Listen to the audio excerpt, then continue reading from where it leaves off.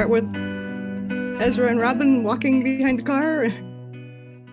Yeah, sure. Can I give a quick Earth itself thing here? Yeah, why not? Because one of the things we haven't seen a ton of is flooding. And I think that the slow going now is not just because we've got all these carts of stuff that we're moving campsite to campsite, but the paths and former roads or whatever that we're on have the ditches beside them have filled up with water, and the road itself has soaked through, and so it's even as the car is able to haul itself through this really wet and saturated earth and grass, everything that we're pushing and hauling and pulling through this place is just sinking. It's sinking that half an inch in, that's making everything just that much more difficult to get moving. Can I add please, no, please do. Oh no, just as it's getting wetter, you start seeing different animals, and as you're walking this time, you see what the closest equivalent would be a heron. I think you'd probably still call it a heron, but its wings are leathery and looks like it has some scales.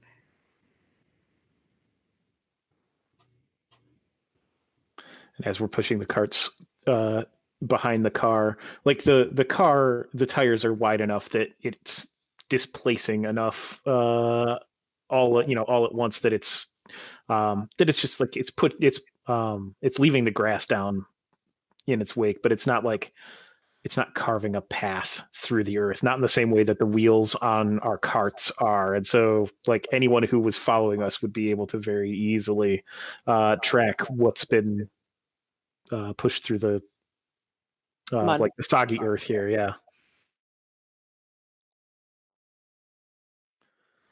And there's some people that while they're dragging things, you can see them stop and stagger, and there's just two people that come in and they have to help kind of dig out of these really deep ridges, as people are just spinning out these really thin tires. Yeah, I think that probably one of my sisters has to really put her shoulder into the cart that we have some of the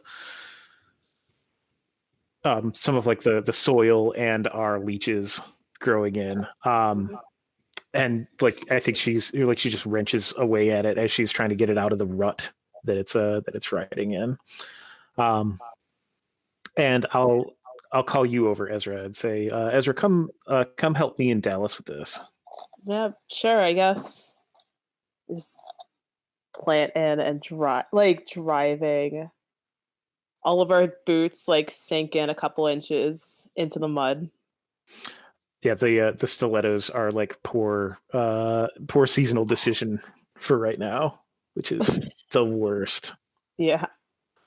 And as the heels come out of the mud, some of this will probably come off, but what a pain.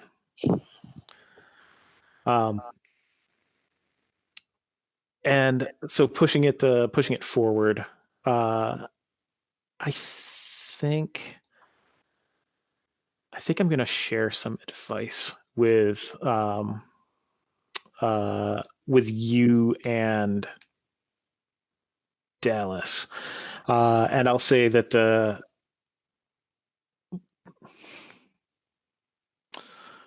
we really should have put something. We really should have found some way to yoke this, because pulling things behind you is so much easier than trying to put your full weight behind it and move things along. If we had more that we could use, then we would have. That's sound advice when we have supplies. And if you've been hiding some from me, I would be happy to take them.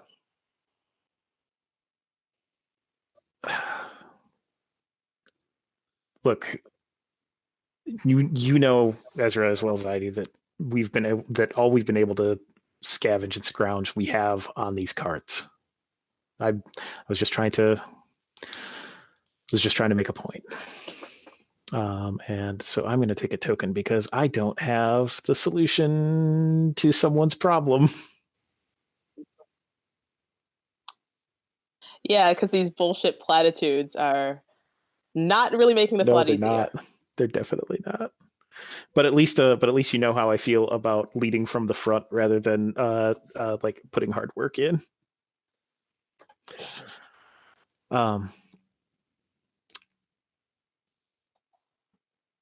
And since last scene of last session, Ezra still has the Polaroid in her back pocket. Oh, okay. You would probably have noticed that at some point. Yeah, I probably would have. I'm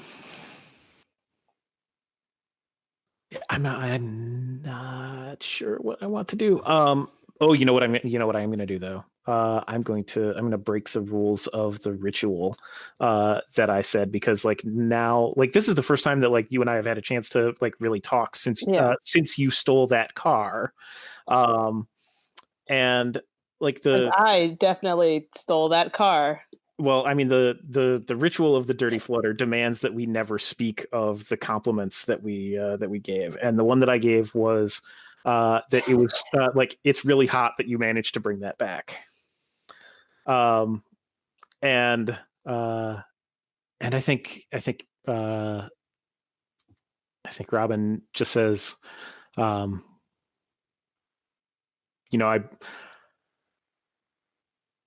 the Pinto or whatever has really been just a huge boon to us. I know that we can't all move in it at once. I know that we can only load so many things into the trunk, but like I can't even remember the last time that I saw a working car that didn't have the hood ripped off and a machine gun mounted to the front of it. It really has saved our bacon more than I honestly thought that we'd ever. We haven't gotten a lot of breaks in this, and having one good thing has really helped. No, I really do mean that. I appreciate that you got that for us. So thank you. Yeah, it took a lot, but we managed it.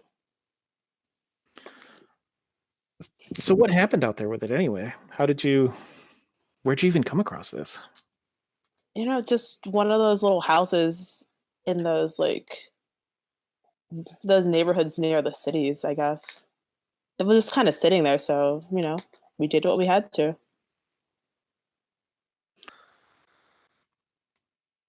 I want to make sure that we're taking care of you.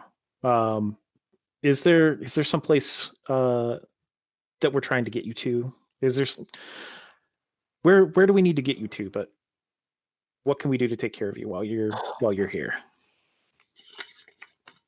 As long as we get somewhere where I can get a bike, I'll be fine. And then you'll never see me again, and you don't have to worry about me. Well, that's a lot less fun.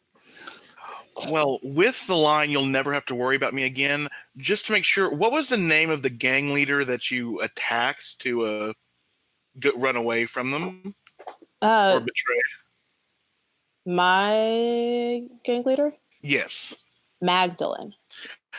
Yeah, I think somewhere not far enough away from either you can't it's echoing around, a car engine revs, and it's not ours. If I may add that in from the outlying gangs threat. And I think this is a car engine that Ezra has heard before. Like there's a certain like sputter, sputter, sputter kind of sound to it that is familiar. And Ezra just like breaks off conversation, runs over to the Pinto, and just like slams her hand on the back of the hatch. We need to stop.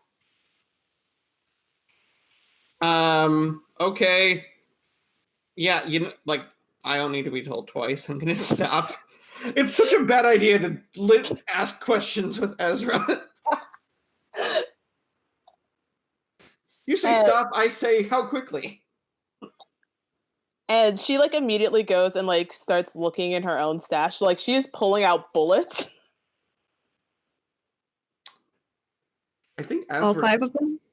All 5 of them. Ezra stopped. I'm just gonna kind of stick my head out the window and be like, what are you doing? What the fuck was that? Sounded like another car. To bring in some Mad Max Fury Road, a flare that is all powder and signal goes up into the air. And that is not good. No. I've never seen that when it's been good, so I'm going to assume it's not good. What's going on? Anyone? Really hoped we wouldn't have to deal with this. And just like click into her shotgun. Okay. Bethany asked a question in the chat. Is this something that Rezzi would know? I think Rezzi is like having taken care of Lark.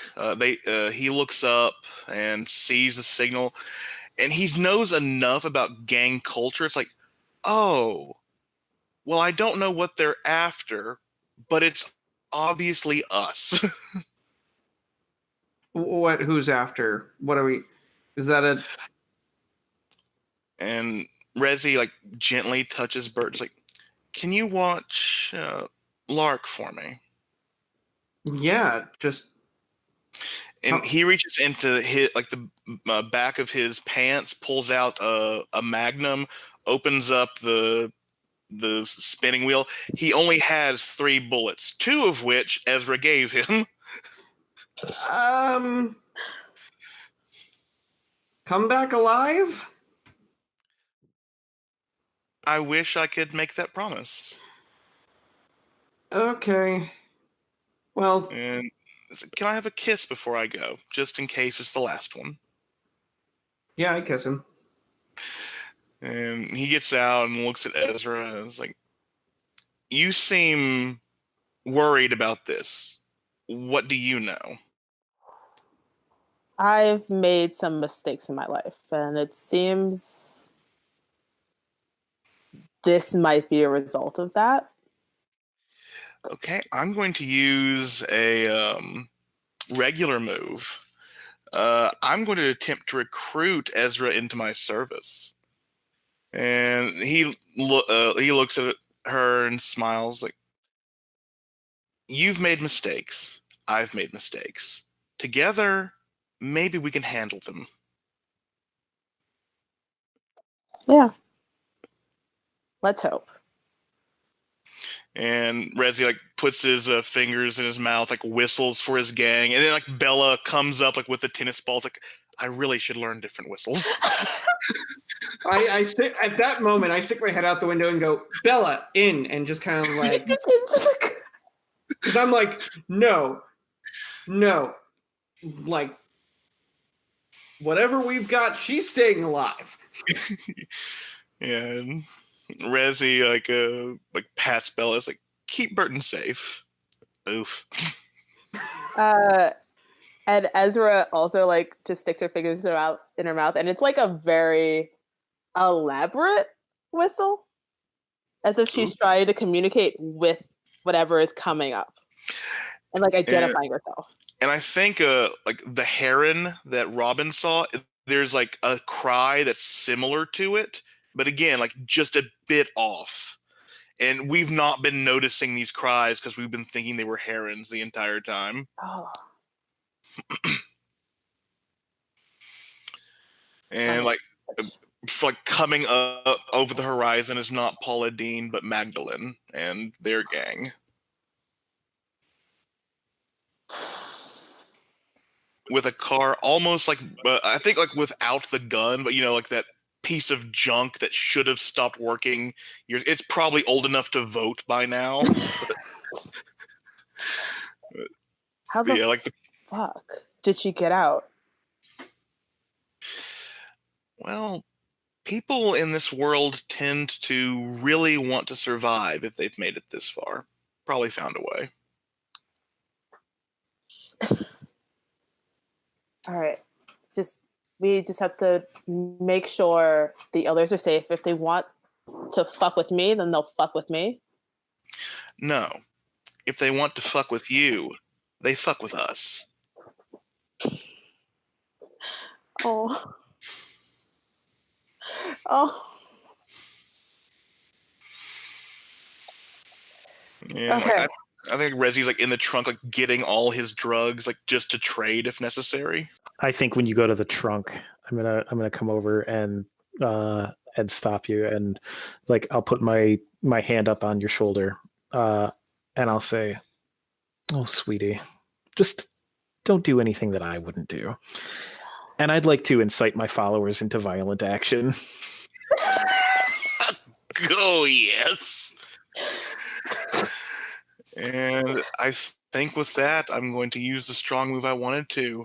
I am leading my gang into battle successfully. Yes. Yeah, like the gun. I think the gun is like in his front pant, like the front of his pants this time for like easy, quick draw. And but like Dee Dee comes up, she has the impressive spiked knuckles. This person you've not seen, like with one eye, has this like this chain with like a barbed wire circle at the end. It's like all makeshift horrific weaponry you probably would have seen like if you were on the rack somewhere. It looks like the Spanish Inquisition has gone apocalyptic. Normal stuff. Normal for us. Yeah. I think I'm relying on Rezzi now to solve one of our biggest problems too. Oh yeah, you definitely are. I don't know how big of a problem it is for everybody else. It sounds like it's going to be a problem. I have no idea how much of a problem it is for Ezra, which is great. It's not great. It's not great. And Rezzi, I think like they're coming closer on there's another heron cry. Yep. And like you see Magdalene like standing in the back of this car that's like had the trunk ripped off. It's flanked by 2 motorcycles as well. Oh yeah, it's that chariot thing. Yep. That's a common thing, it seems. But like, where did you trap Magdalene last time? How did you? No, so Magdalene was also taken by the Institute. I think like what she's like. She looks the same, but she's missing half her left arm. It's like it stops at the elbow. Mm-hmm. And she has it's an obvious prosthetic like Lark's leg. Okay, I was just gonna say it was capped with aluminum. Like there's nothing there. I think like it is like a prosthetic, but it's a prosthetic weapon. Let me I'll get this picture while we're doing. But there's like it's like a baseball bat as a just a bludgeon attached to her arm. That sounds about right. And Rezzi, like, is Ezra actively like nervous and stuff? Yeah, and I think this is the first time you've actually seen her like this concerned. Yeah, and Rezzi's like, well, I'll have 2 then. He draws his gun like that heavy hand cannon, aims at the car. Bam! Motor is shot, literally and figuratively. Car spins, turns, like almost flips over, and then like the gang is now like running towards us, and Rezzi's gang is running towards them. I'm trying to figure out how to complicate this. Oh, please do. Because her kids are in here somewhere. I think like you see these people riot shields, like the kids are on their back, like in the like in like harnesses, but and Rezzi's like his gang stops. It's like, oh crap, kids. What do? We don't want to fight the people that have the kids on them. Oh, please songs or something. And I think Ezra like calls out for everyone to stop. And I don't know if this is a weak. I don't know. This is her weak move of coming in unarmed and unprepared, but she is going to go in there unarmed. She's going to slowly. You do have a weak move, beg for mercy. I do. I think I'm going to do that. Yeah. But yeah, no. We are in front of the Pinto, and she leans back, and she puts her shotgun on the hood of the Pinto, and just puts her hands up. Yeah. And walks towards Magdalene. Magdalene steps on the top of the car, walks down, like jumps onto where the bicycles are, comes towards. Well, the runaway. I know I fucked up. Fucking up usually makes more kids, doesn't leave us with them.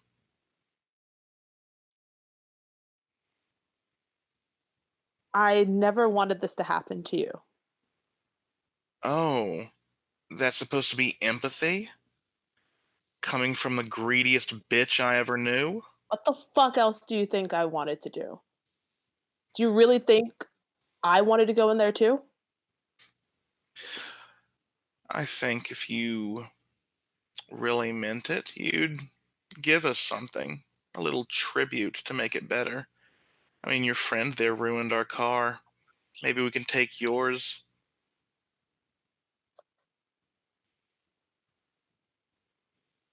And she turns back to Burton's in the car. Burton is in the car and has been told not to get out. But boy, does he wanna. Because then we have all this stuff tied to the back. And she's going to want to take that too. That's the important shit. And I think you see her eye the soil, the good soil and growing crops, and she grins. That sinister, selfish grin of hers. It's been a while since I had a good meal. You used to cook so nicely, Ezra. Do you miss playing mom? Yep. And I think one of the kids just, Mommy! Yep. Fuck you. What do you can't take the car. You can't. What else do you want? Your arm. Fucking excuse me? Did I fucking stutter? Pay what you owe. Flesh for flesh, blood for blood. I'm looking at other strong moves and I'm just like, huh. No gifts are given for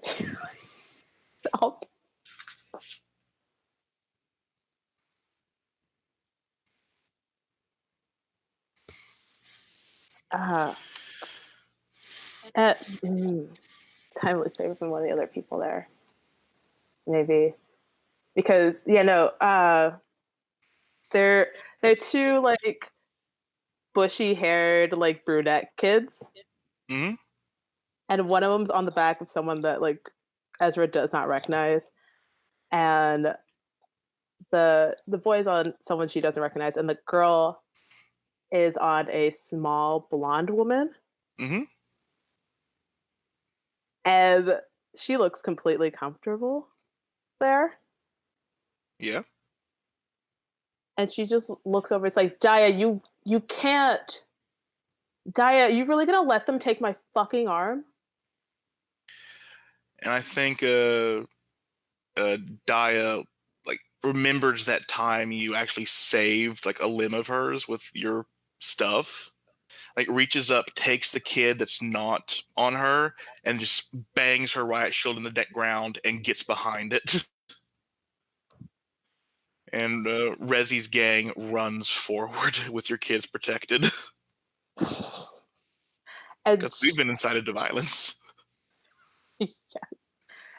And Ezra's gonna go in and grab her shotgun again and just run directly for Magdalene. Yeah, and I think Magdalene now realizes like it turns like Daya, you bit, and like turn and, like, back when she's like around, you're like up in her face with that shotgun.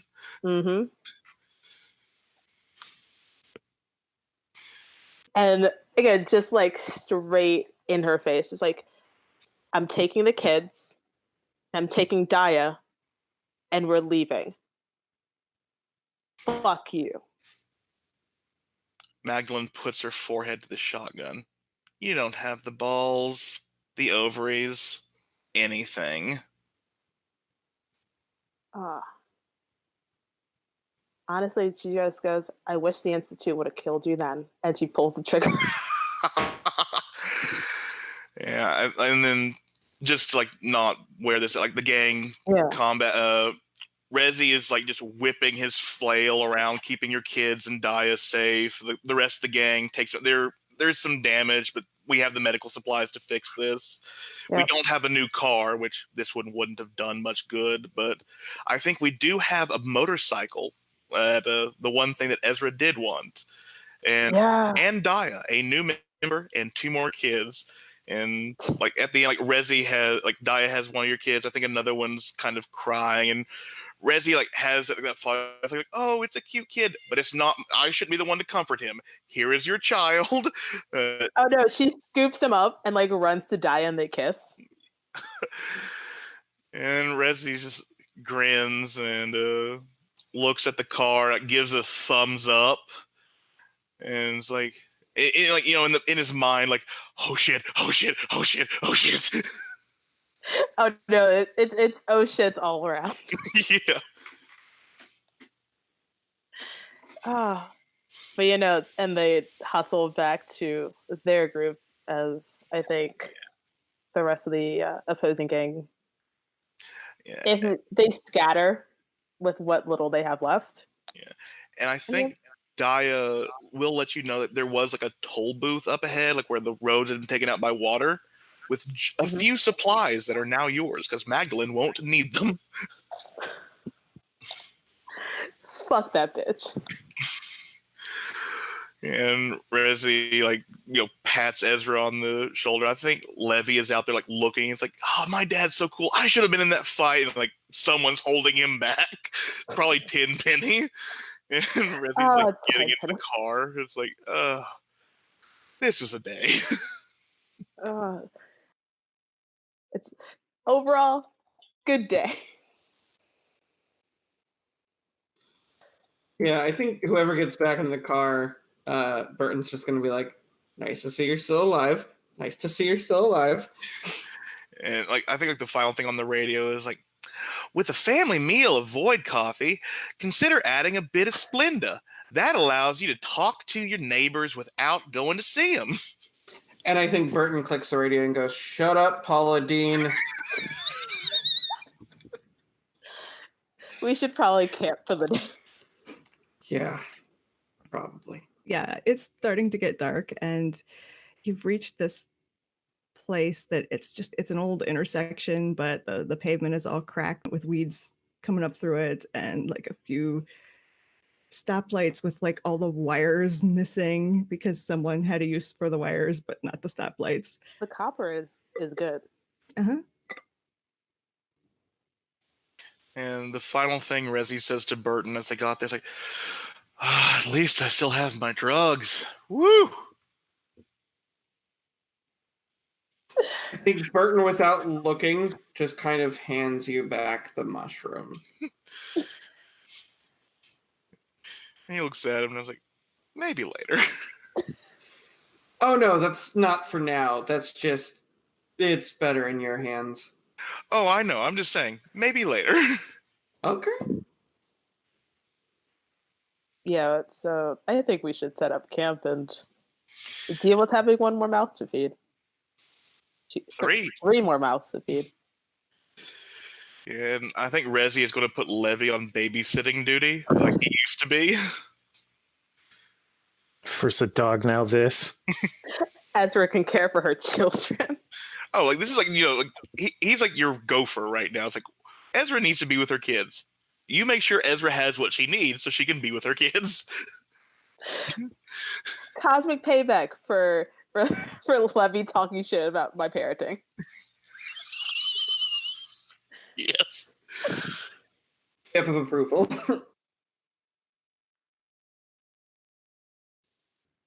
But aside from all the craziness, this feels like a pretty joyous night for the group. But here's the thing. I'm really sorry about this, but it demands that it happen. Yeah. Because Rezzi's gang bleeds psychic instability into the area.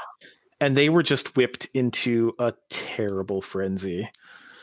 And when we camp for the night, I'm going to pick up the psychic maelstrom because I have the worst questions to ask, and I'm very. I apologize for this in advance. 2, X-card me if you need to at any point. But one of the things the psychic maelstrom wants is fervent intimacy, and so Ezra, what things do you learn about your children through your dreams in the night? From the time that you've been away from them?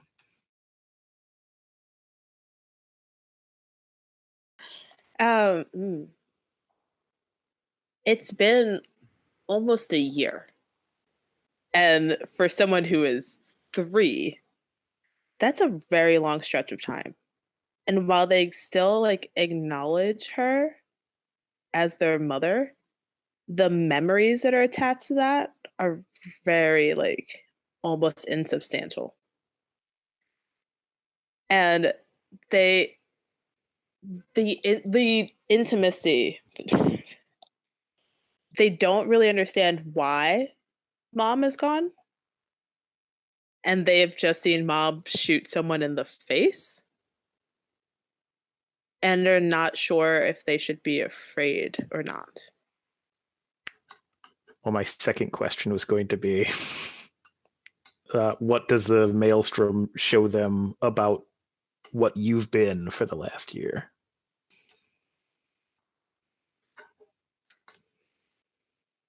The strength is something that the strength in her is something that they've known for a while. They've been part of this gang their whole lives. They get it. But seeing her chained up and essentially waterboarded, that weakness is somehow even more terrifying. Would it be too much for one of them to wake up experiencing that? No, go for it. So you're seeing, the year pass in your dream, as the maelstrom shows you some of these things that you've missed, but as it opens up into, I want to say Calypso, Mm-hmm.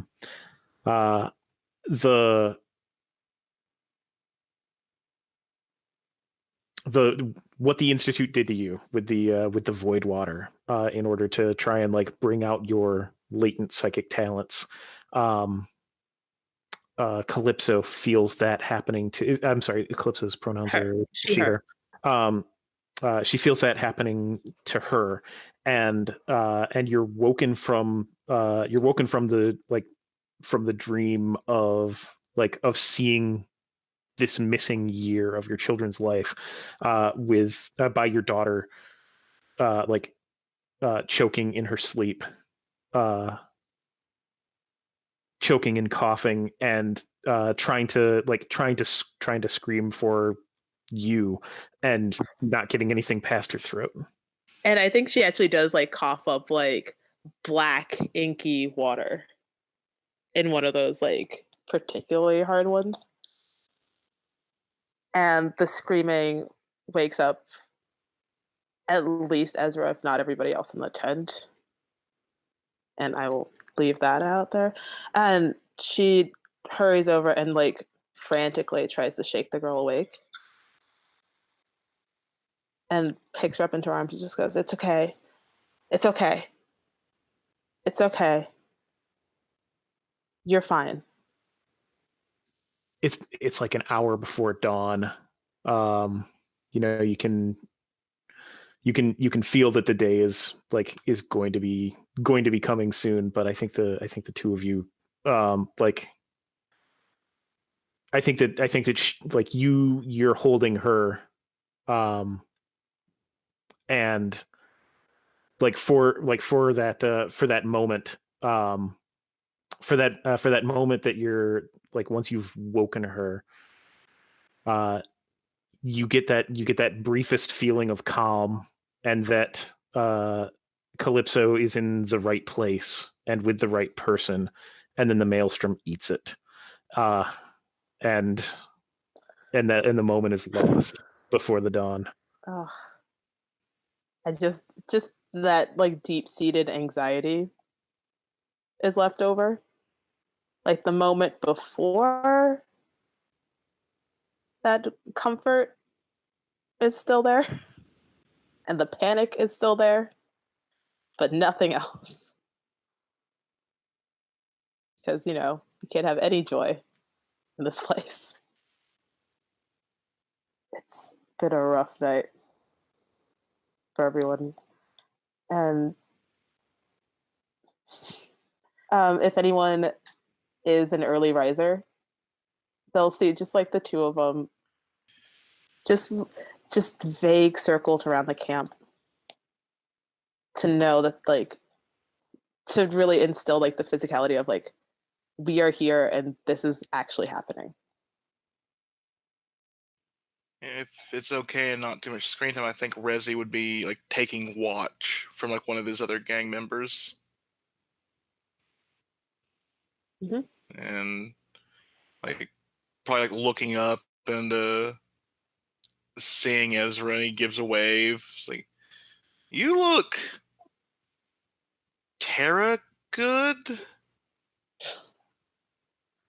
Badwell? What happened?"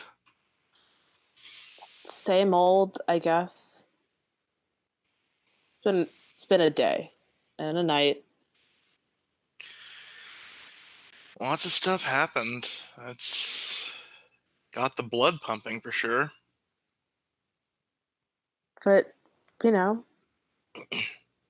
we're together, and I honestly didn't know that this was possible. It feels almost like family here, and not like that fake cheesy family that some people like to do when they get you to join a gang or a cult. Yeah. And she like lifts the little girl, just like carries her on her side, like on her hip.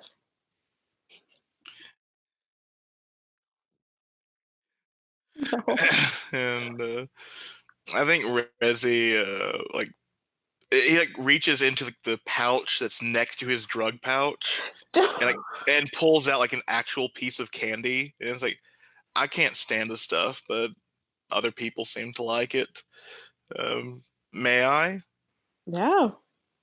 And he like hands out like basically one of those like small free Tootsie Pops that they give out at restaurants to Calypso. Oh, she's gonna tear into that. And it's like, never been my thing. I'm more into like meat flavors, but the savory. But sweet seems to get you a lot of stuff. And Yeah. if you can't trade for drugs, you can trade for sweets. All right. You taking the morning shift? Yeah, I mean, I got some sleep last night. I mean, oh, and it looks at Calypso. It's like he was just about to go into like a bit too much detail. It's like, oh yeah, yeah. It was fun. Bad dreams? Bad dreams or Didn't dream. Lived.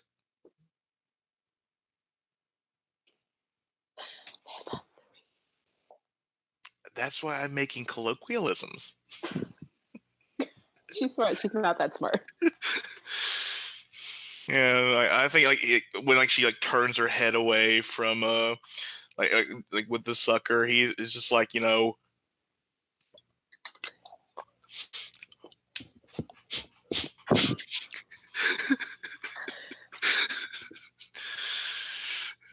yeah, he'll walk the perimeter with Ezra, and just make sure that she's doing as well as she can be. As well as she can be. Yeah. Yeah, no. What are you I gotta ask, Rezzi, what are you going to do once we get to wherever? Honestly, and I think you would have noticed this by now, long-term planning's not my biggest strong suit. Well, yeah, and it feels like we're getting somewhere. I'm probably gonna stick with Burton. I don't know about the rest. Sounds fair. I mean, he comes with a dog. You know how fun it is to play fetch? Yeah, no, I get it's fun to play around. There's a 3-year-old here. She knows she enjoys playing with children. We parent way too similarly.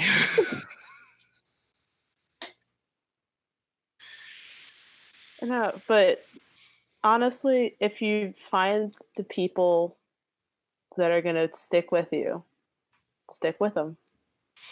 Yeah. And it's nice to be able to do violence where it helps people instead of just takes. Yeah, I get that. And he pulls out the mushrooms, just hands them to Ezra. It's like, you can probably trade with these more than I can use them. Yeah. That'll help us get somewhere safe. Yeah. But yeah, no, now that we got away from them, we don't have really a place to go either. And Rezzi grins, goes in for a hug if Ezra will let him. Yeah. Just stick with us. You're good people. The world needs that.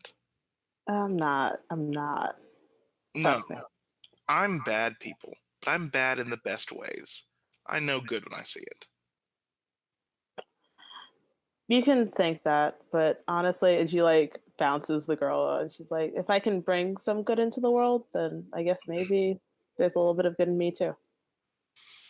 Yeah. And I mean, Levy's had it way too easy. He needs to babysit a bit more. If you want my kids to put him through the ringer, my kids can put him through the ringer. We parent very similarly. Yeah, I think Dawn's coming up. The rest of the place is waking up. Rezzi goes back to watch as Ezra's getting back to be a mother now. Yeah, I'm curious to how Burton's doing since last night. Yeah. I phrased that quite eloquently. Well,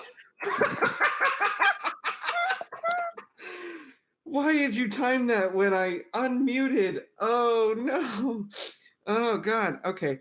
I mean, I had theories about how last night went. I was assuming they were peaceful. Apparently I was wrong. There was certainly some kind of peace. to be made, if you want to call it that. Afterwards. Euphemisms. Yeah. Yes. Yes. Burton afterwards kind of slept like a rock. I think when Rezzi went to go take watch, it's one of the few times Burton hasn't like stirred or shot upright or anything. So he's been trying, or in this case, he's not even trying. He's catching up on more sleep than he has in a while. And I guess I'm wondering how much of that psychic instability is still around. Oh, how much you want? No, I was just going to say that I think this is the deepest sleep Burton's ever gotten, and I think he is unintentionally. My intent behind it is that he ends up dreaming of Lila for the first time in a long ass time, and that ends up creating unintentionally a beacon to him. That is my intent behind it.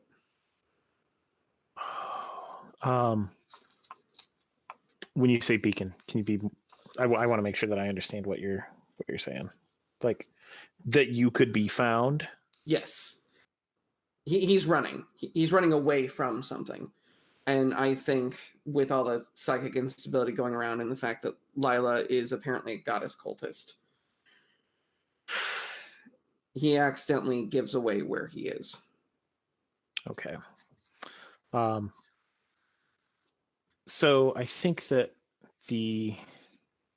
as you're dreaming, I think that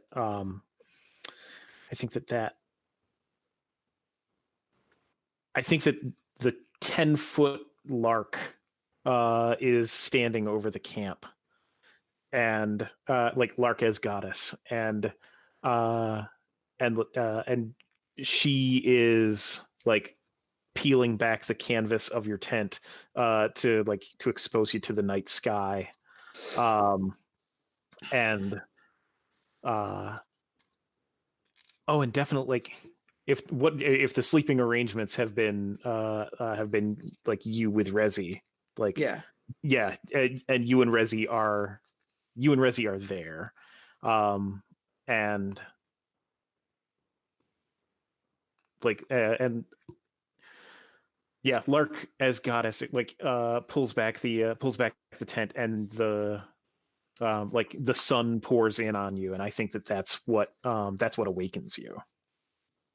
I was just saying, Burton never saw that, and neither would Lila have. So, like, this would be a completely meaningless vision to both of them. Well, it's a really big Lark. Here on like, I think it would be meaningless to Burton. What's meaningless to Lila is entirely. I think there's, if I may, with the goddess cult and the psychic maelstrom, Burton is dreaming, but he's in his house. It's back before everything went back to shit.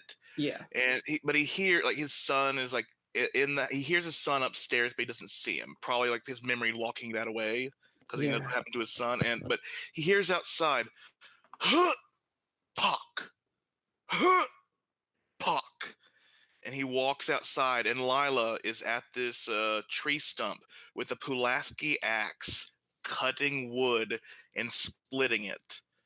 But it's not Lila as she was. It's Lila as she is, aged, a bit older, with a shrine to the same goddess he saw back with the people at the survivalist camp. And like when she turns around, he just sees like her face and but her outfit, like those drag queens that do outfits like with their pictures all over it. It's just pictures of Lark all over her as clothing. If that's a better. Yeah, I'm perfectly okay with that. I think just to respond to that, I think Burton recognizes who's in front of him and gets out an accidental honey before I think, maybe she goes to turn to him and he wakes up. I think the final thing is she smiles, but she raises the axe like above Burton. It's like, honey? And the wedding ring glints, and he wakes up. Oh, yeah. Perfect. Okay, cool. I shoot awake at that point. Because I think I'm not stupid enough to believe that, that was just a dream. Or if it was, it was a dream, clearly. But there are too many things that had changed. And I have a very clear image of how I remembered Lila.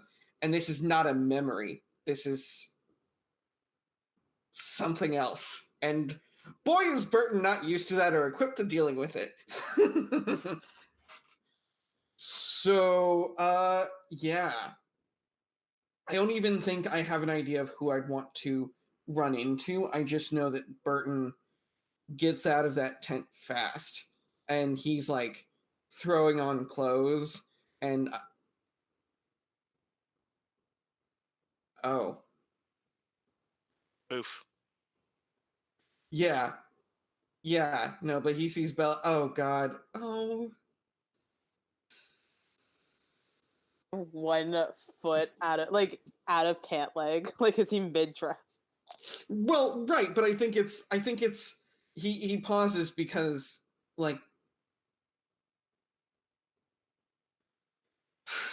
because Burton is going to, I think, relapse a bit to his old ways and start packing.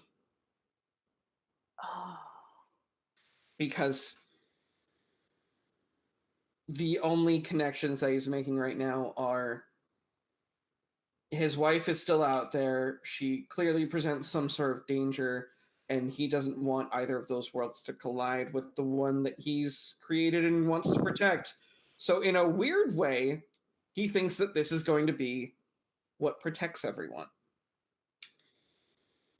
And he's going to just start collecting everything. And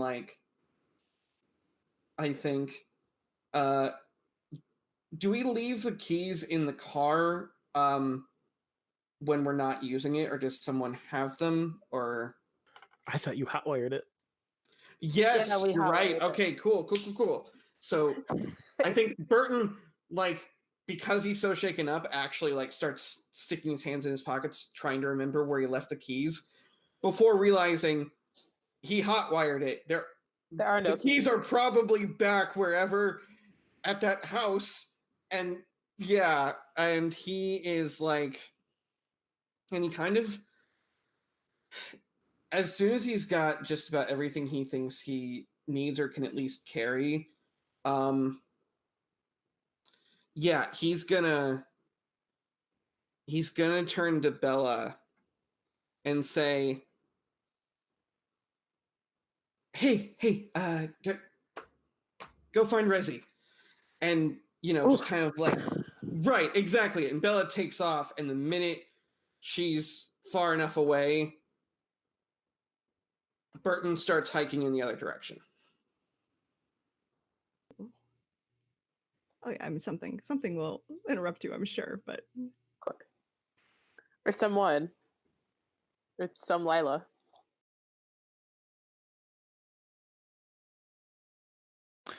So Bethany, I have a question. sure. Would Lark have stayed in a tent with Robyn last night? Maybe. Probably, if she suggested it, they would not have argued. I think Okay. they're still not 100%. They're awake and moving around and but it's kind of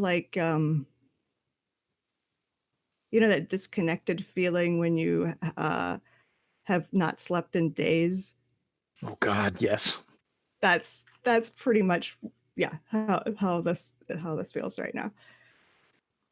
So I think like I get the tent set up with Dallas and Mutual, and we get you laid down in the tent and like comfortable, and I think I sit down at your head, and like as you're laying there and like trying to fall asleep, like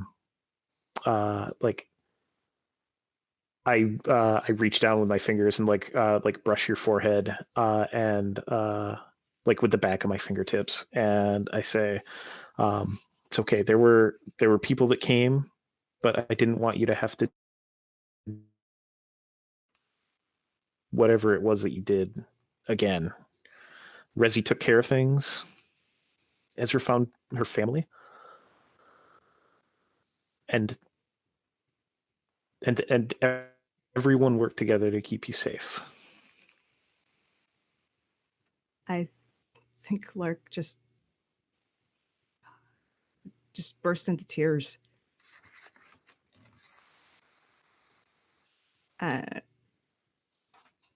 Not for any specific reason, just like too many feelings, too much everything.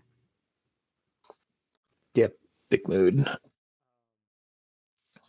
And like in the tent, I'll just say, no, you've done so much for today. Just try and rest.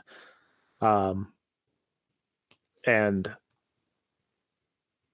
I think that I think that Robyn will like sit there with you like until you fall asleep, unless you specifically ask her to give you space. No, I'm not going to. Okay. In fact, I think I grab your hand. Just like, hold on, like probably a little too tightly. And I'm going to spend a token to soothe your pain and duress. And what can I do for Lark to help them like get one good night's sleep after like all of the things that have happened today? Just provide like other emotions to counter the maelstrom's supply of fear and sadness. Oh, that's the worst answer. Because like the feeling that you get is one of like reverence and awe. Is that bad? I think it's confusing enough to look at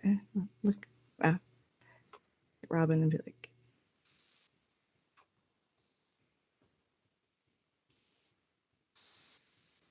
I saw your dream the other night.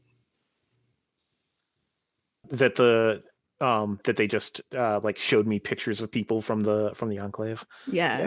Okay. It. And I say, oh, of course you did. I mean, they did awful things to all of us, but that's just seems personal, and I don't know why they would. Nothing they did make much sense, but you shouldn't need to feel guilty about that. It wasn't your fault. But I don't need to feel guilty about it anymore. I know that you're going to get us back there. I know that we'll be able to warn them. Look how far you've brought us already.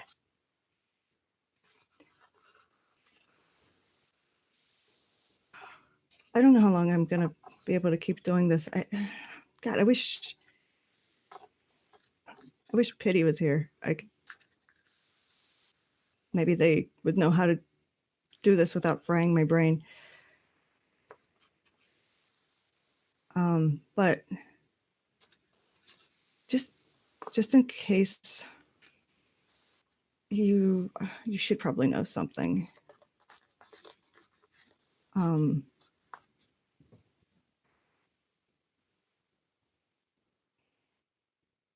And like when you're holding my hand, like I squeeze your hand a little bit tighter when you say that. And the like the feeling that you get like in replacement of the like the maelstrom feelings is one of like suspense and excitement.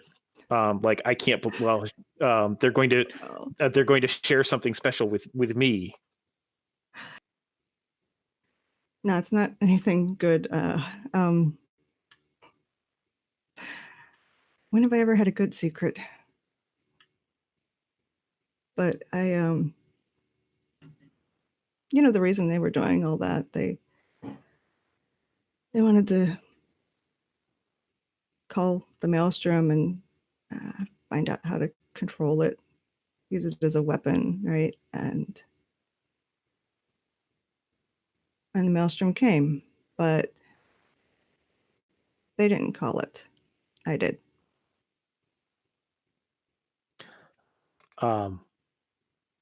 And like with that, like you're confirming the thing that Robyn has already started to believe, like about how what makes you special, what puts you in like what gives you power in this place, and that you are somehow somehow godly, and like Robyn squeezes your hand and says, "Oh, I know."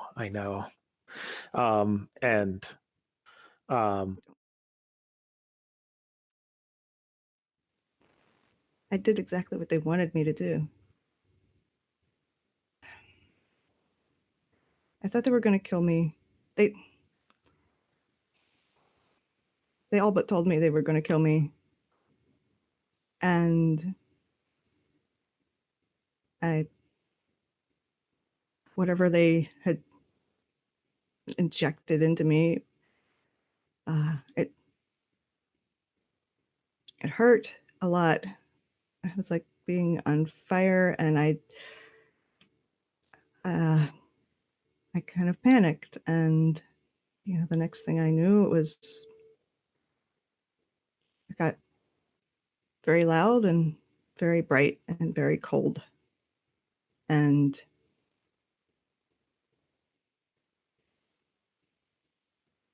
they left.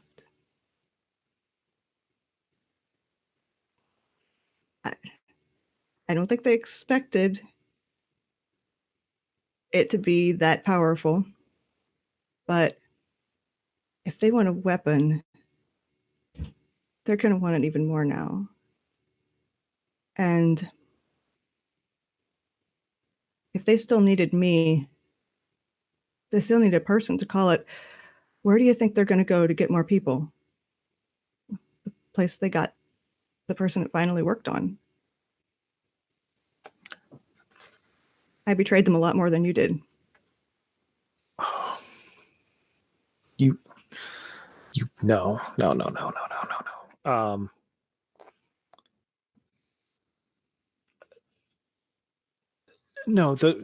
that can't be, because no, the wolves they've been from all around us, not from right here. That's not who you are. You didn't do that. You're just who you were. You're just who you were meant to be.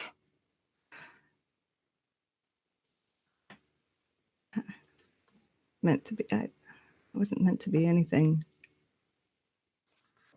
Then why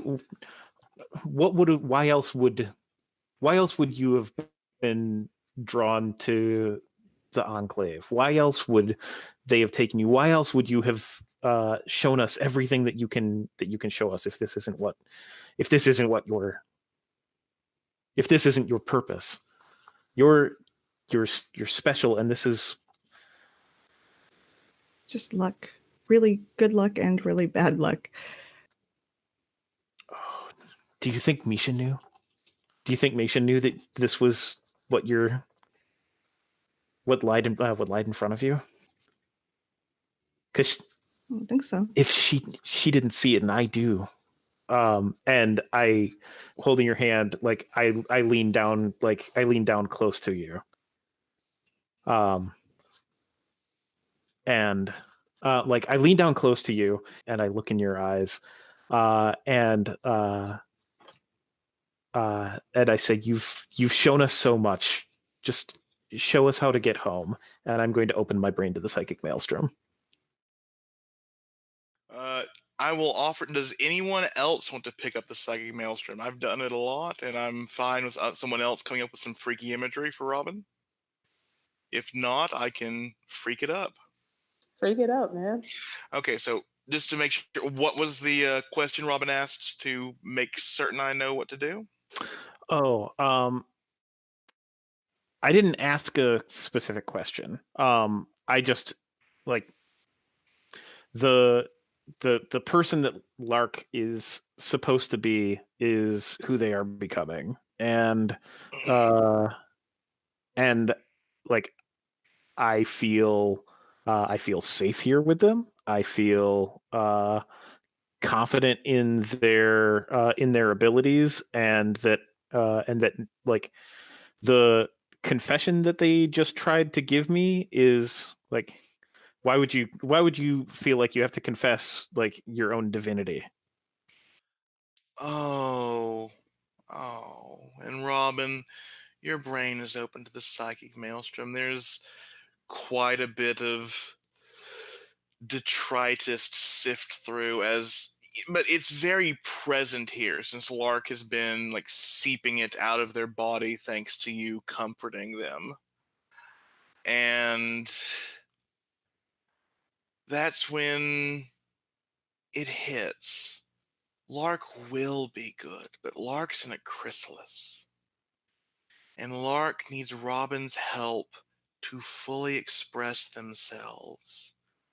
And it's not enough for Robyn to know that Lark is divine. We all need to know it, because then maybe they'll act that way. Sound good or bad? No, that sounds great. You ain't breaking nobody at no fucking crystal.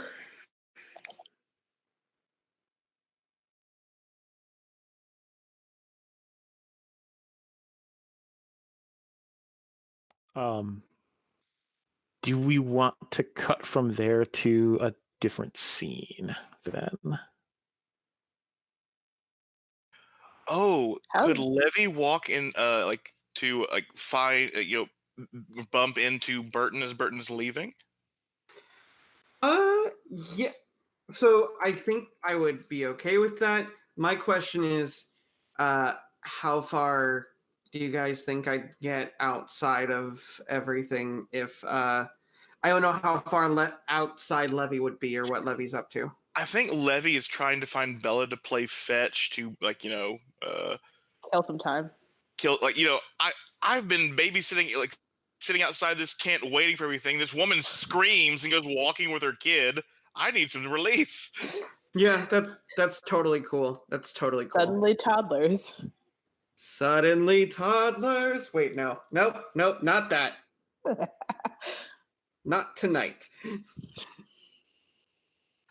Yeah, so I'm totally okay with that.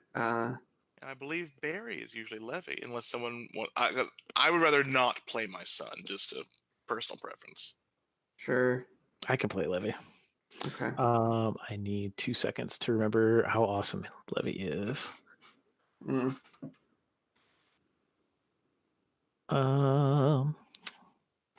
Okay. So it's like sorry, Levy is Levy is just like getting out of camp for like oh god, not more of this right now. And not working with like any kind of like actual responsibility, just avoiding reality. Question mark. Okay, cool. Right. Cool. And so like he sees you, and like what all are you taking? What all are you carrying with you? So I think I think what stands out is this is generally what Burton brought with him when he first came to the Enclave. Like, he hasn't taken any of the supplies from the group. He hasn't, like, stolen anything. He's got only what he knows is his own, which I think is also part of the reason why he told Bella to go the other direction. Because Bella is as much not just his anymore. Okay. And it's like early in the morning, right? Yeah. Okay. And so like Levy sees you and you look like you are like loaded for some sort of like I think that when he sees you, he assumes that like, oh well, like of course Burton's like going on some like supply run or has something that he's doing in service of the Enclave, because like he's one of us, right? Like he stole that car, and like he like keeps showing himself as capable, and like he sees you and like I think runs to just like catch up with you and intercept you, and it's like Burton, where are you going, man? Levy, hi.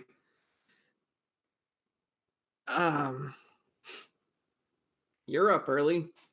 Yeah, I mean, like,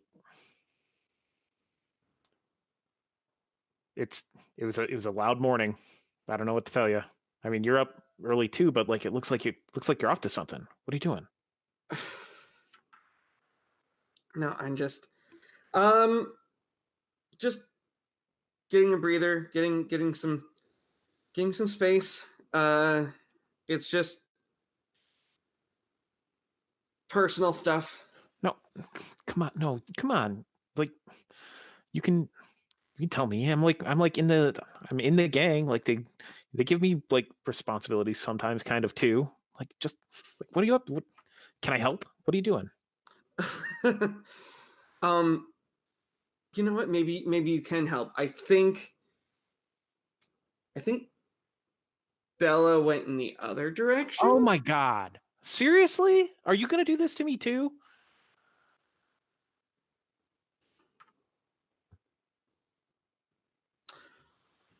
Fine. Levy, I'm about 90% certain that my wife is still alive out there and a goddess cultist. Well, what does that have to do with this mission that you're going on or whatever? Look, I am trying. Yeah, I think I am going to use the weak move, confess something and beg forgiveness. And it's... Look, I am trying... This secret mission is so secret that no one else knows about it, okay? Because I'm trying to protect everyone else from mistakes that I've made in the past that could have major consequences. What kind of consequences? I mean, like that's what just happened yesterday, isn't it? Like someone's mistake or someone's like problem from the past like came and drove a big ass vehicle up on us. Like it isn't anything that my dad can't take care of. Your dad can take care of a lot of things. I'll give him that. Seriously. But this can't be taken care of violently.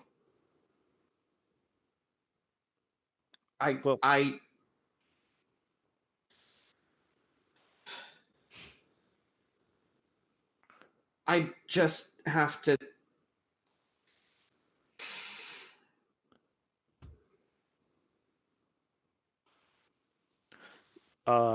What? You have to what?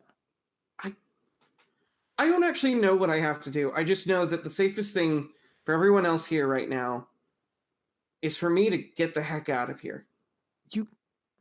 Okay.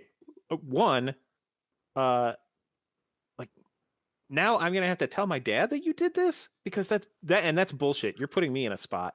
And two, you haven't even shown me how to start the car yet. You cannot leave before you do that. You cannot leave. You're just gonna leave that thing just sitting here, and maybe someone else can figure out how to get it started. That's bullshit, Burton. Yeah, it is. Life is bullshit. I mean, now you sound like my dad.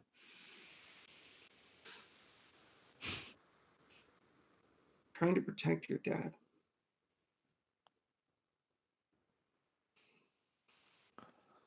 I mean, you saw what we're trying to move through right now. We can't do that without the car, and right now that means we can't do it without you. So you have to show me how to get this thing started before you can walk out of here. Fine. Let's go to the car and I'll show you how to start it, and then I need to get out of here as quickly as possible. I mean, okay.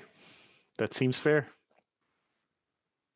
Yeah, so I'll, just kind of against my own better judgment, which, out of character is the worst judgment, I am absolutely just going to take him back to the car and, like, show him how to get it started, which I'm not even sure it's something where, like, the car isn't, like, it's probably, like, a really simple thing at this point. Like, because it's been hot-wired the first time, and now it's just a matter of, like, getting it started the usual way. And as you hike back, you actually see some of those little napkin dolls hanging from the trees on your path back that were not there before.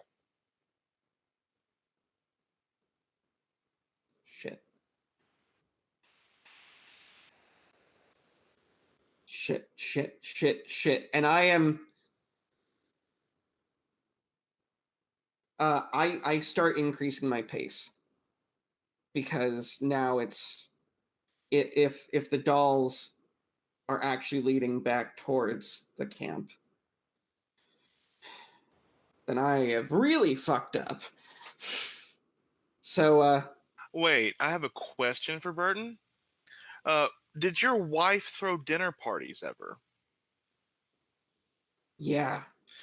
You recognize the napkin rings holding these dolls together. Oh, shit. A+ choice, but also, oh, shit. And I think, like, I start originally just kind of, like, following the line that these make while still kind of heading towards the car. But after a certain point, seeing that maybe the trail starts leading in a different direction, the trail of dolls, I think there's a point where I just kind of, like, drop the pretense and just start following them. Oh, may I take over the cultist, Sarabelle? Go ahead. Yeah, you follow the dolls and you hear that talk. And you come to, like, what was a ranger's state, like a marshy ranger's station. Like, it's built up, like, very high above the water, and it looks like it's a temporary shelter. And I think you see a very familiar figure cutting wood outside. Is Levy still with me? After you've showed him the, like, I think part of the reason why it took so long is that you need, like, he was being, like, an intentionally slow learner and stalling you. Right. That's bad, and I apologize, but Well, no, I think it's... the question I have right now is, when I make it to the station, is Levy still with me? Did Levy follow me after I started following this trail of dolls? I think Levy made you and Levy made this deal, right? And, like, I think that he'll honor it, because that's what an adult would do. Yeah, and Burton's really regretting making that deal. Yeah, but this is a very familiar figure. The clothes are very familiar but worn, a bit threadbare, not been changed in a while. There's, like, splinters in a few places just from, like, a lot of wood chopping. Mm-hmm. And you hear the radio, like a radio playing, and it's that God's damned Southern woman just giving out recipes, and you just like hear the woman like, "We'll talk." Oh, that sounds like it'd be really good. I should throw a party and cook that. We'll talk. Where would I get ginger at this time of year? We'll talk. The goddess is near. We'll talk.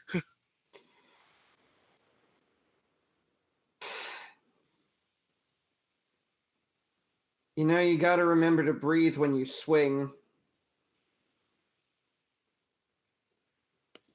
And like there's a cracking of the neck as it like fixes itself in a position, and she turns around. And I'm going to ask Bethany, is there anything that happens to the body if you drink unfiltered void water for too long? I mean, eventually you die.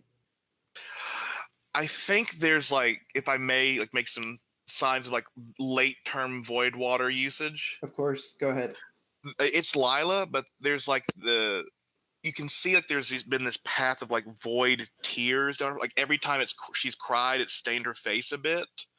And you know, as you live in this world, you cry a lot. There's a lot of emotions. Yeah. And she grins and she said, "Burton, oh, you came home. Did you find the cigarettes you were looking for, honey?" And she looks to her side. "Say hello." And like she's looking at someone that's not there. And it's like, "He's missed you so much." And like her veins are too black. They're not blue anymore.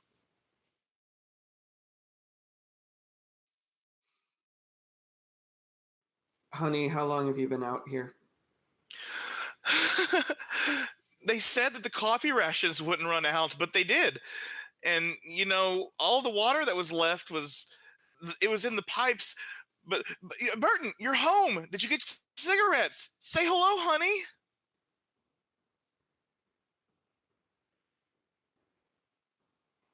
I think I pull out a pack of cigarettes and it's completely unopened. And I just toss them at her feet. And I say, yeah, go ahead. She dives for them like a feral animal, ripping them open, like just smelling the tobacco.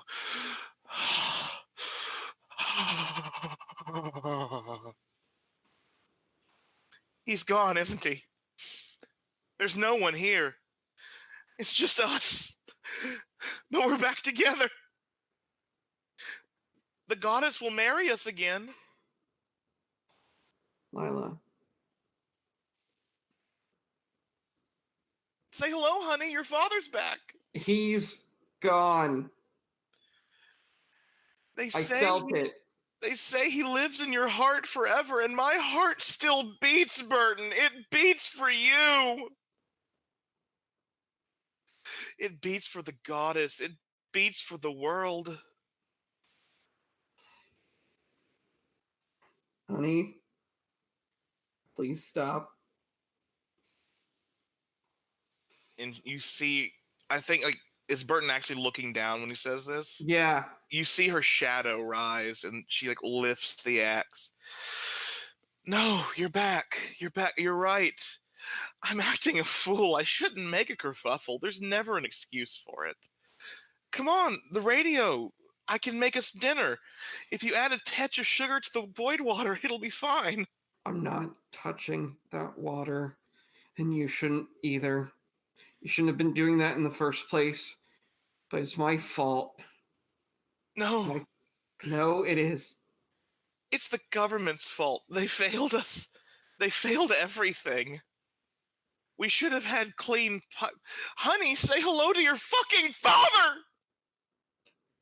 The government didn't force me to run away. I did. What?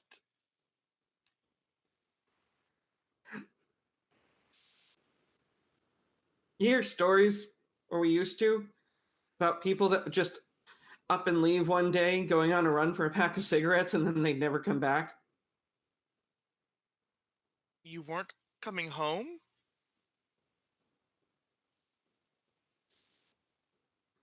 I mean, you should have figured that out when I took the damn dog. And I think this is when Tennis Ball lands by Burton. And Bella shows up. Oh no. No. And I want to know who's been playing with Bella. Well, here's the thing. I told Bella to find Rezzi. Oh, I know. I think Rezzi's been on watch, though. It's not him. He had to let someone else play with her. That's fair. That's fair. What about Izzy? Fine. Yeah. And I think, like, for the first time, Bella, like, sniffs the air, sees Lila, and bares her teeth and growls. And Bella. Lila's, like, gets down on her feet. Bella, come to mommy. Come to mommy. Bella, stay. Honey, it's fine. The goddess will cleanse me. The goddess will cleanse us of all our sins. There's no fucking goddess. I've seen her. I've seen her in my dreams. The water led me to you. It brought us back together.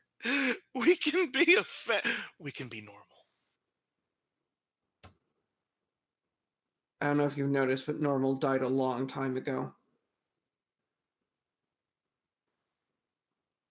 There is nothing normal left. You're not normal. I'm not normal. I'm normal. Come in. The neighbors are with me. And I think that's when, like, you feel like there has been like a marshy scent, but there's like a scent of rot in the air that you thought might have been like just marsh stuff. Oh crap, you're not alone, are you? Damn it. And I think like Izzy has like gotten closer to like the ranger's place and maybe like comes out,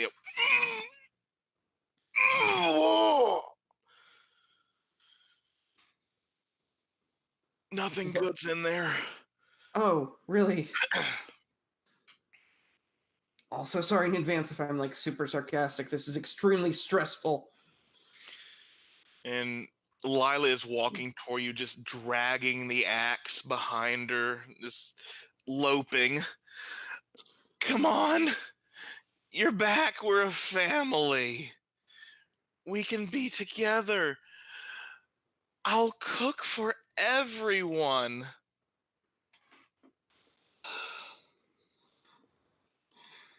And I think I'm just going to kind of take a step forward, and I've got my baseball bat ready.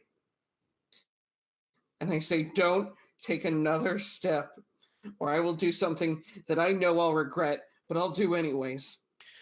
And she doesn't take a step.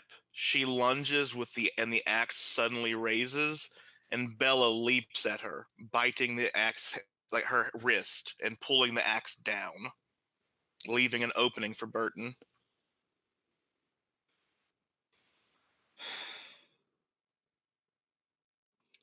Do you guys think this would count as a leap forward to shield someone else from harm? We can put Izzy or Levy in danger if you need to. Yeah. Well, I was thinking if the axe is coming down when Bella's got the hand, I'm worried about Bella. Valid. So that seems like the right move to take. It feels very circular. We start and end this protecting that dog. I'm always going to. But I think that, I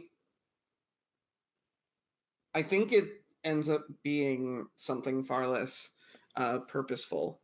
It's not like a work hard and get the job done situation. It's I think I leap in front instinctively and grab Bella by the collar to try and pull her back. And as I do, I think, I've only got one hand on the bat. Like, maybe you don't like hit her in the head or anything. Maybe you just like jab it into her gut. Yeah, I think so. It's not a... Yeah. And I think she doubles over and she begins crying the black tears. It's like, Burton, can't you at least let me see my goddess before? Oh God, I'm dying. It hurts.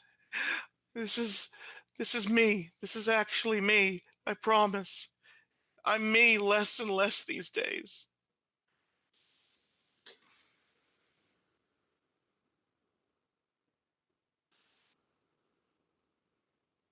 Come with me. Tie my hands. I don't Oh want no, you don't need to tell me twice. I'm already doing that. Yeah. Yeah, like I've got some rope in my bag that I'm gonna. Yeah, and like by halfway there, she's gone again. But she knows she's going to the goddess, and she's talking about how you're going to be married again. How there's going to be like then she's wondering why the neighbors aren't coming with you, kind of thing. And Izzy will let you know like the neighbors were propped up in the ranger station, but they're not all there, and not in the same way your wife is. It just looks like she's been dragging them around for company. Great. Okay. So yeah, hey everyone, I'm bringing my wife to the camp.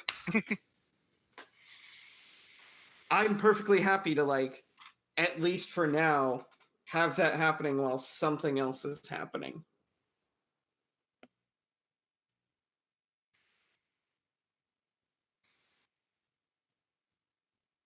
This could be happening while Rezzi is being leached by Robyn, perhaps. Oh, that you come into my tent like after you've finished your rounds or whatever. Yeah. Mm-hmm. And yeah, I think if we go just from Robyn having the visions that she has to you coming in, I think that works. Mm-hmm. Does that work for you, Bethany? Does that work for you? Get you in there too. Cool. Yeah, that's fine. Okay. But say if Lark's there, Rezzi will smile and say, You're looking better, finally." Awake, you mean? Awake and with color in your cheeks that's not like green with disgust or sadness or illness. Yeah. To be honest, I don't remember much of anything from yesterday, and it was a hard day. I don't want to. It was a hard day, and I'm glad that you're feeling so much more yourself today. How are you doing? I do remember you. Oh, I'm great. I mean, I got to spend the night with Burton, and it worked a lot of kinks out of my body. Okay. The memories don't hold the same weight, but thank you. I'm going to tell the rest of them today. I'm glad it did some good. You got to focus on the good in this world. And you're good, Lark. You're really good. And Robyn, I'm feeling a bit of stress like near my tattoos. I think it's from, I don't know, it's always like that after I have a big fight. Could I maybe get 2 on my temple? I don't know how this works. Well, Rezzi, why don't you lay down and hey, I'll need to go. I'll need to go wake the leeches, but I'll be right back. And he starts stripping because he just assumes you need to be naked. Mm-hmm. I don't think you need to take all your clothes off. Well, they're kind of getting weird. I mean, I guess you could if you wanted to, but. And I don't think that's. Nobody else does. Maybe I'll start a trend. Pants come down. Okay. Just, you don't have to. That's all. Like, I heard this is what you did for massages back in the day, and this is like a massage for your blood. Okay. And he'll lay down the table like I think he has like a pair of shorts just over his unmentionables, for lack of a better term. And I come back with like the bowl full of soil and and a couple of the leeches, and I see that you're laid down, and I say, oh geez, I need a horrible name for this version of the ritual. The trust fall.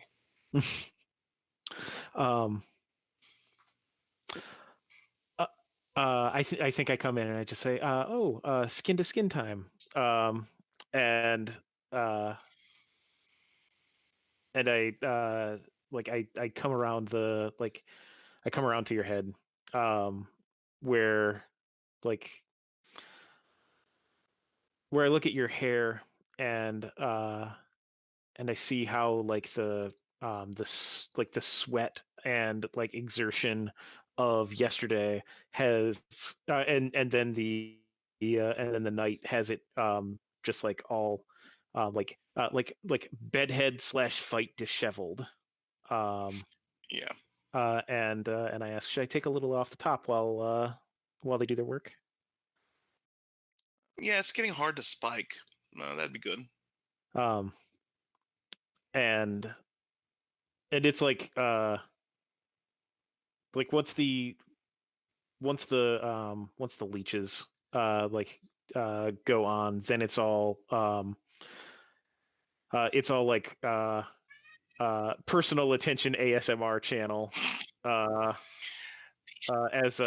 Robyn. Good. Let them bite you. This is fine. I'm going to go make $1 million off of ad revenue now. I'm just gonna put a leech right behind your ear. His skin is growing. And so I think like after Robyn puts the leeches on, like she walks down walks down to your feet, and like starts like undoing her boots, and they're very tall boots, so it's an elaborate set of work that she's got to do. But once she gets those off, she comes back down and sits cross-legged, and like with her bare legs, like lifts the back of your head up and like rests it on her legs, and then like from there, just like looking right down at you, like with your head like nested on her legs like that.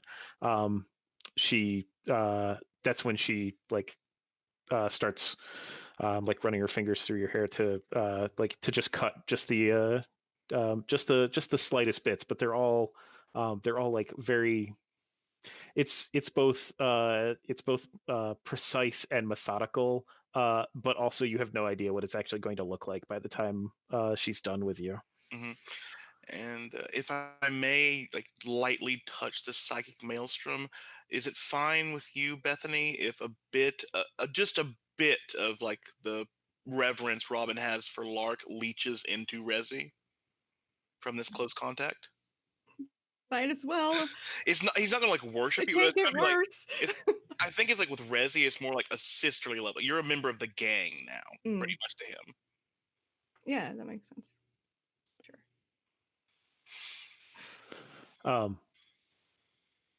Yeah, I think do you want some of the visual from me, or what do you want? Please give me a bit of visual. That'd be nice. So I think that the visual is one of I mean, it's an echo from yesterday, except instead of us like trying to shove all of the like carts through the mud, instead it's all like like all of the carts have these long cables, and they're tethered through they're tethered through like the whole camp, up around Lark's shoulders, where they're pulling it like pulling all of these things effortlessly, like leading us through the wastes, and moving with purpose, moving with purpose in the direction of the children who we added to our retinue yesterday. Leading from the front. Yep. Yeah, and Rezzi's like migraine starts leaving, and I think like by the end, like to work through this, like Rezzi's feeling very powerful about Lark, and I really like this scene, but I really want to know what happens to Lila too. And like this is maybe when like the sound of like goddess rings out in the camp. Yeah. And I think, yeah, as Burton is leading, Lila and Izzy and Levy back in, yeah, I think Burton's in the lead, but he's the one keeping an eye on the tied hands. And whoever wants to be in this scene, I don't know where we come in or anything, but like I think the intent behind it. I'll use a strong move to what should my character be on the lookout for? The strength of your wife's devotion. Oh, great. And also just the strength of your wife. It's been a while. Yeah. But she has been chopping wood in the forest. And lugging bodies around. Great. So I think as we're about to enter the camp, I turn and actually tighten the ropes even more, because boy, am I not letting this get out of hand, which is code for boy, am I going to let this get out of hand. Like, I'm so in over my head.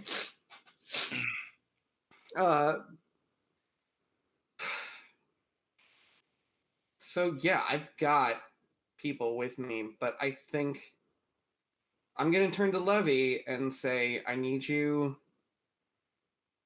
to find Robyn or Rezzi and let them know that I need to, because I don't know the situation with Lark. So I don't know that Lark is better. So the two people I could think of off the top of my head were that. So yeah, I'm going to encourage Levy to go, like, or maybe you're taking your wife to Robyn and Lark's tent. Yeah, that sounds right. And yeah. So, yeah, you walk in. Is Robyn still tending to Rezzi's hair? Yeah, so you see Rezzi naked with his, pants, his shorts over himself, on the table, getting a haircut. And as soon as Lila is your wife's hands tied behind her back or in front of her? Behind.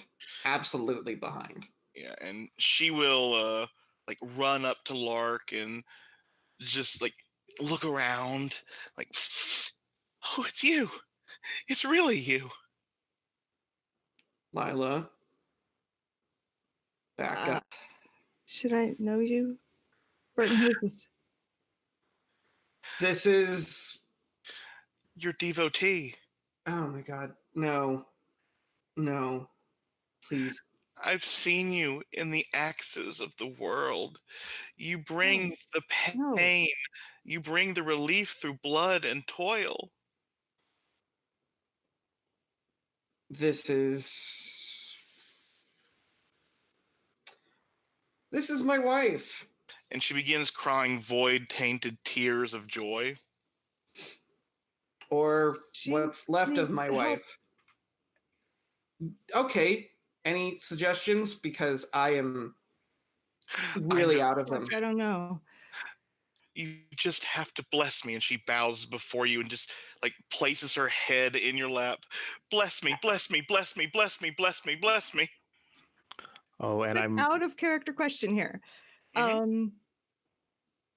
Did everybody? Okay, so like all 4 people showed up. Is anyone carrying the axe? Ooh, good question. So it's not Lila, clearly. No, I don't think Burton has enough hands right now, so it's Right. either Izzy or Levy, and I think it's Izzy because I don't want to give it to Levy. Okay. Levy's used to golf clubs. That's fair. Right. Okay. One more question. Which kind of axe is it? We've seen Oh, 2 it's a kinds of axe. Pulaski axe. Yeah. God, I think Lark barely hears what Lila's saying because they're just staring at that axe, and I think they're convinced in that moment that that vision they saw is true, and they were really, really hoping it wasn't.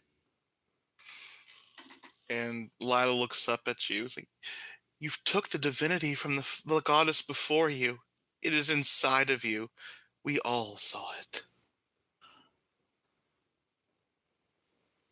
I don't know what you all are talking about, but I think I'm gonna reach down and just kind of gently try to pull Lila away and say, Lila, give them some space.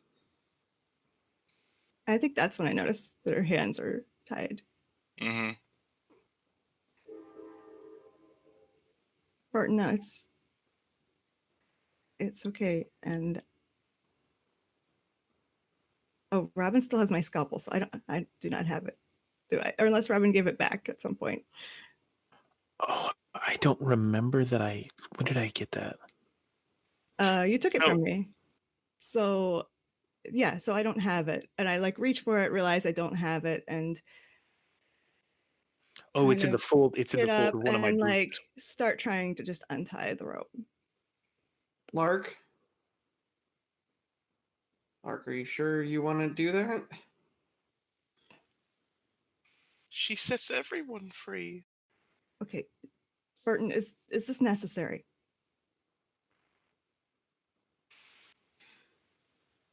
She tried to come at me with, and I think I just kind of lean my head towards the axe. I don't like this. Okay.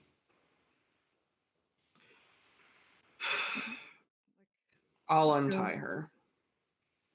Okay, thanks. Because I can see that it's making you uncomfortable, and I will. And I think after I do, I just try to make eye contact with Lila. Whether or not it works is whatever, but I try and say, please don't make me regret this.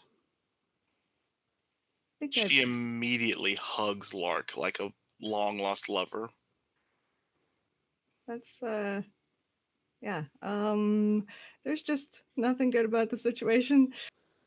She probably smells like, the rotting corpses of the neighbors she's been dragging around, and Oh yeah. just everything is but I know the symptoms of like slow, gradual void water poisoning. And I know she's dying. And I know that this time we don't have anybody here who can help her. And I think when she's that close to you, you can feel her heart beating really rapidly and very erratically. Lark is not a big fan of strangers touching them. I think that's pretty well established. So I don't think that they like hug her back, but I think they kind of like just freeze and let her do that. And I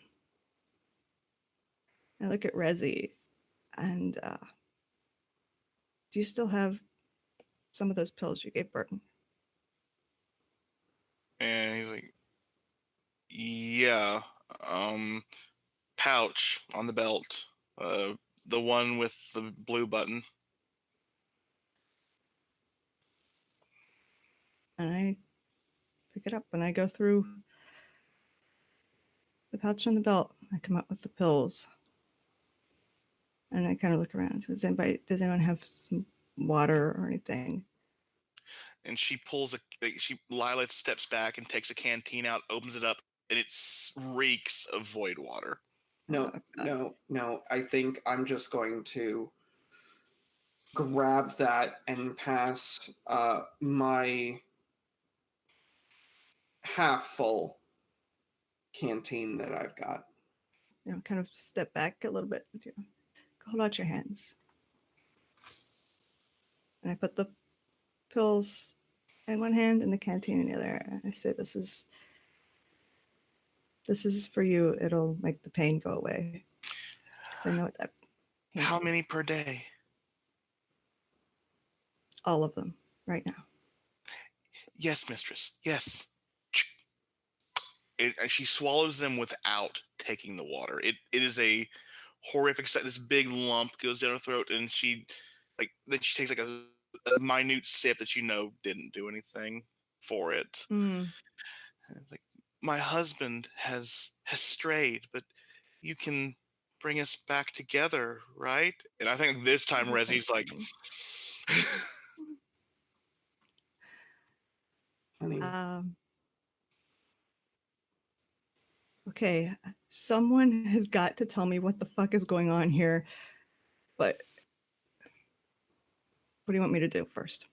And I'm asking, what does your character wish I would do next? Spending a token on that. Okay, great. Oh, shit. This is so complicated because I think Burton, in his mind, doesn't want to ask anything of anyone. He's trying to figure out the best way to get her out of here and out of here permanently. My theory is that those pills are going to kill her. Mm-hmm. That was like 5,000 milligrams of morphine. Yep. Oh, great. In that case, I think Burton really would know that, wouldn't he? Yes. Yeah. Burton would know that. Peter took a minute to blank. You had, I think what? I made sure that you had an opportunity to stop me if this is, Yes, absolutely, and I think it is perfectly in line with what I was aiming for, and it's great, and it's awful at the same time. You can rewind if you need to. That's what. No. We are good on the same page. What Burton wants then is if he realizes, which he does, that amount of morphine is going to kill her, then what he wishes Lark would do is find some way to comfort Lila in her last breaths.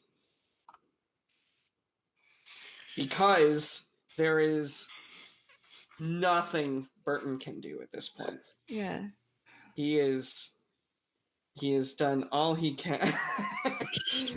No, I'm not. Oh God, I need to stop clicking on links. Yeah. Yeah. So that's what he wishes. I think I at the floor beside me, sit down to Lila, and Robyn is so much better at this than I am. And Rezzi is going to use a strong move. I am going to say just the right thing to extinguish someone's fear and bolster their confidence. And I think he gets up and he walks over to Lila. He has his shorts on for what minimum awkwardness this can be. And he bends down and holds Lila's hands and smiles sweetly in her face. It's going to be okay. The goddess will see you to where you need to go. Close your eyes and just trust me that I'll take care of everything you were unable to do. I'll work with the goddess and help you. And Lila takes a deep breath, and I think the medication is mixing with the void water, and she has that moment of clarity, and she closes her eyes, and the last thing she says is thank you before she begins to fall asleep. Yeah. As soon as she falls over, Lark kind of almost like crab walks back a little and just sort of sits there with their face in their hand like,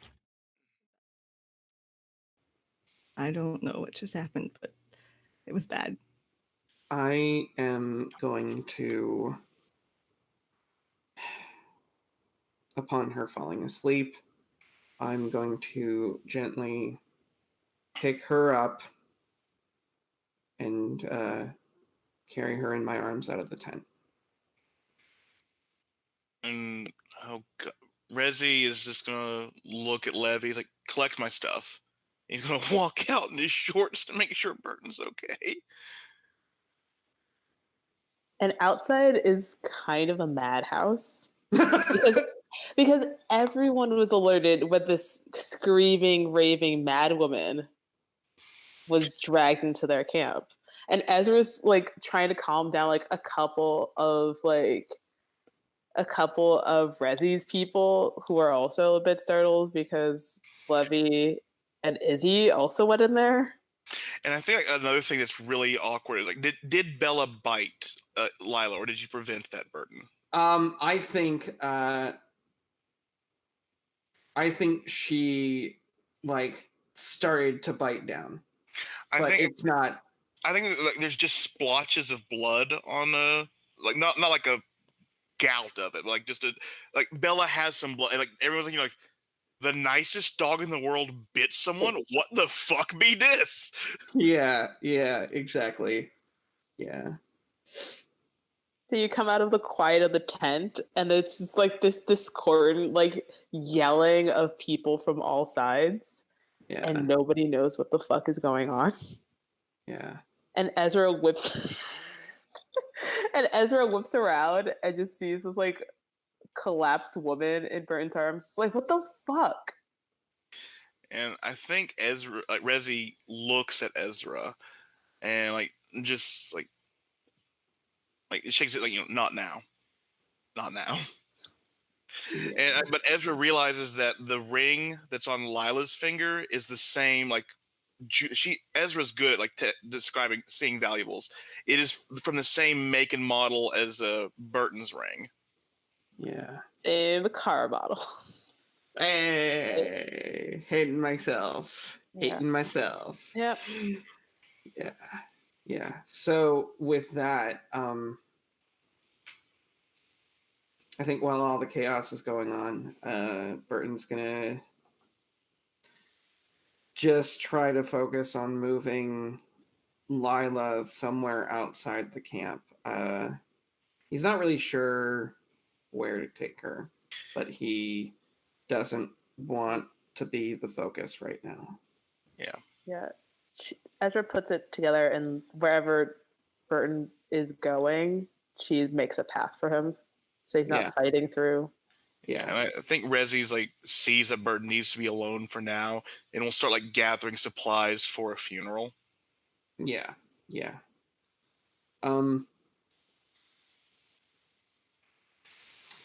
I think I actually want to go back to the station because she seemed to make some sort of crazed home there, and it doesn't seem right to take her from that. It was wrong of me in the first place to even bring her into the camp, but I think I'm gonna head back to that clearing. And then I think rather than actually letting her down or anything, I think I'm gonna, where she was chopping wood, I think I'm gonna just kind of sit down still with her in my arms and just kind of like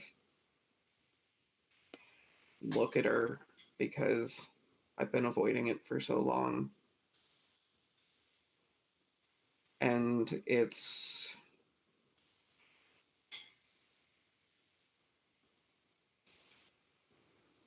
yeah.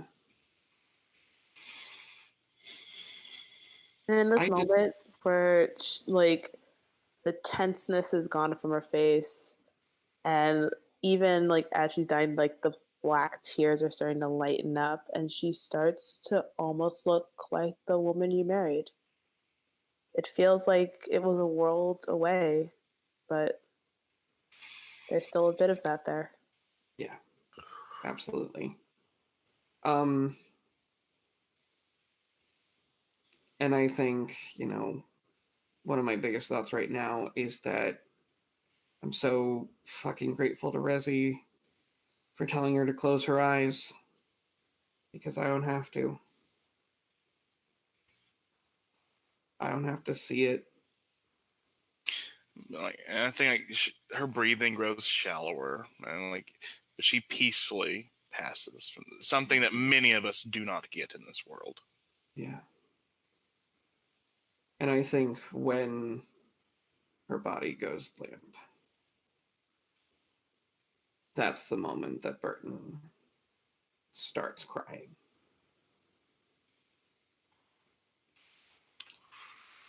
And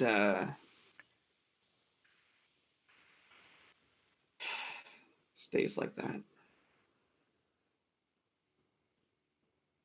for as long as until someone comes to get him.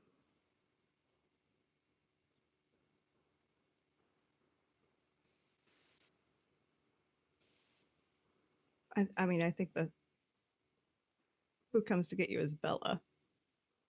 Yeah. Yeah. Following you. Yeah. And actually, oh, hi Dusty, I love you too.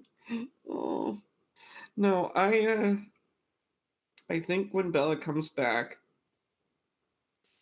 and I think it's not the scared, angry baring of teeth, it's, Lila as she was.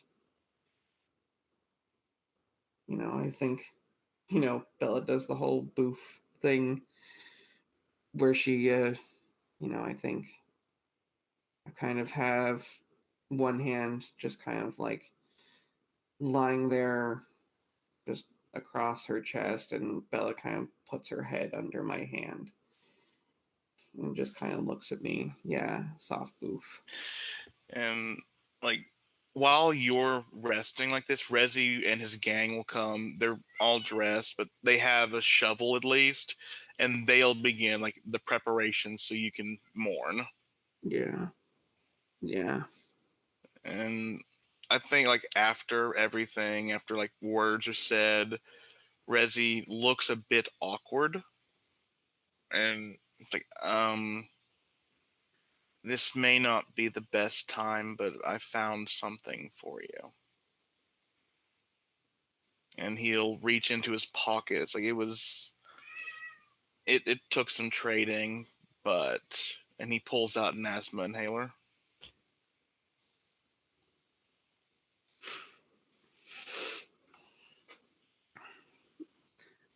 Yeah. Burton will accept that. I think with all the chaos, he'd actually kind of forgotten both that he had asthma, but also kind of forgetting to breathe. So it really, maybe on some level, he kind of subconsciously thought this would be where he'd end up too. And he takes that and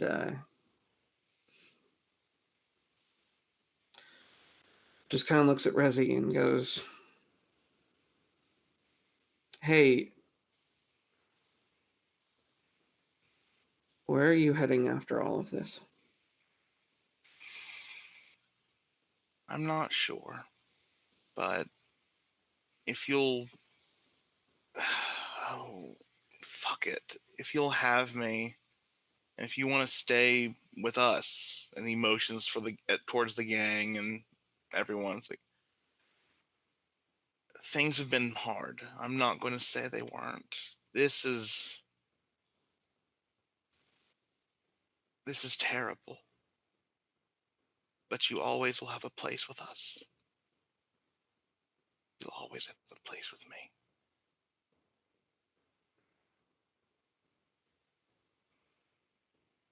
Well, that makes asking you to stay with me a lot easier of a question if I already know the answer. And Rezzi's like, can I have the asthma inhaler back for a second? Yeah, but I'll probably need it in a bit. He takes the asthma inhaler, gets down on one knee, and offers it up to Burton. What? What he? I don't have a ring. I can't offer you nice things. I can't even offer you. I can't. I can offer you safety. I can offer you myself. And if you'll have me, I will be by your side as long as I can.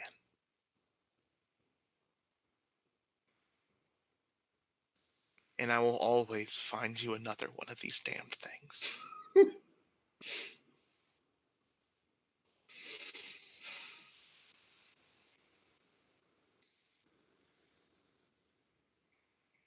You know, the timing's really fucking bad, but I don't think we're ever gonna have another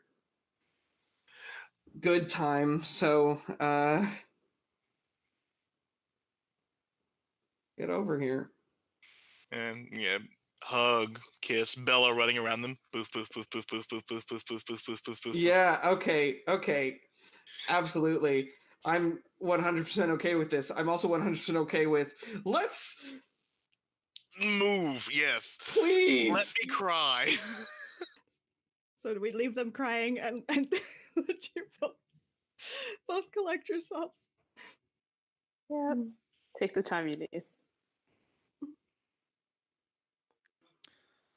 Back in the tent, I think, like after Rezzi has gotten up and Lark has done what Lark needed to do. I think mostly that was, oh shit. Yeah, the axe. Oh shit. Oh, Is it the same axe?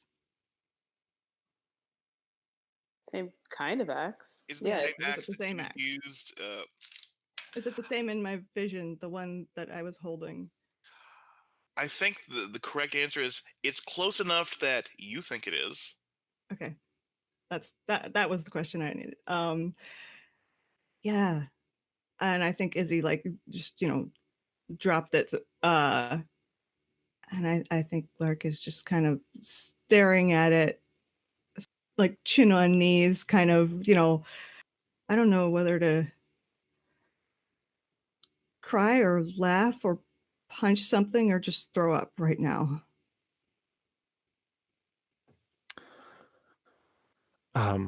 And Robyn like comes over and like takes one of the blankets from here in the bed or from here in the tent and like drapes them over your shoulders and says, "You've eaten enough pain for one day. You've swallowed enough of it for everyone else."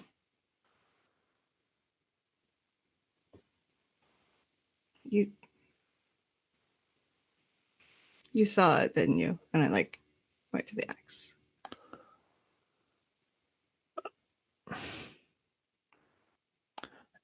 It's just it's part of what brought you to being here now. It's well, you know what? I'm gonna use a regular move. How can I deepen your sense of belonging and purpose in this place?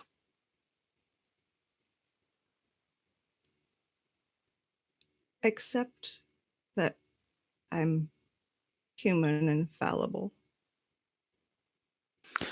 Oh. Or at least pretend to.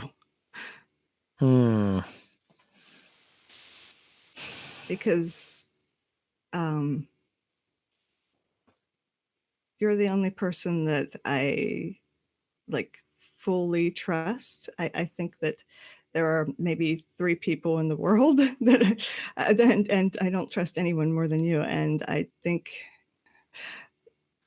the one person that I want to share the weaker, more vulnerable things about me, like if that one person isn't willing to see them, that's I don't know. It's a very lonely place.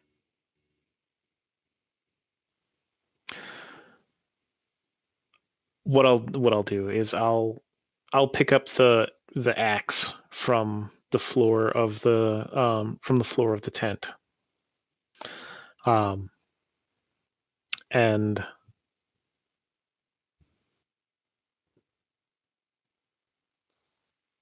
holding it up, I'll say, I know that you're scared, and it's okay to be scared, but things like this,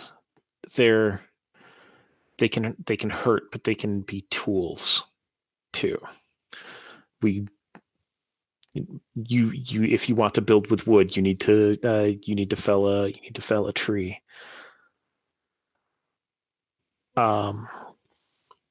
And I always used it for stopping fires. That's why I had it that day. You saw the burned woods. But look what it's built of you. I don't know what happened. I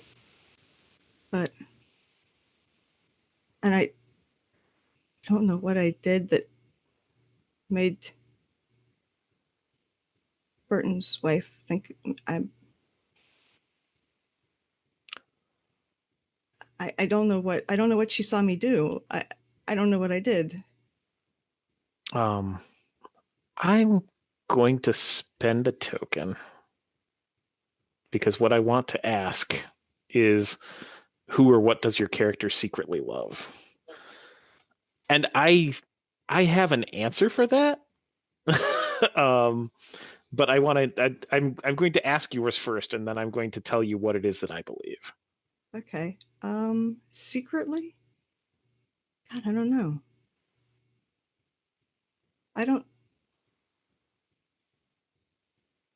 It can be who or what. I can't think of anything that would be secretly like I think if there's anything that you ask them, hey, do you love this person? Do you love this concept, this thing? They would just tell you.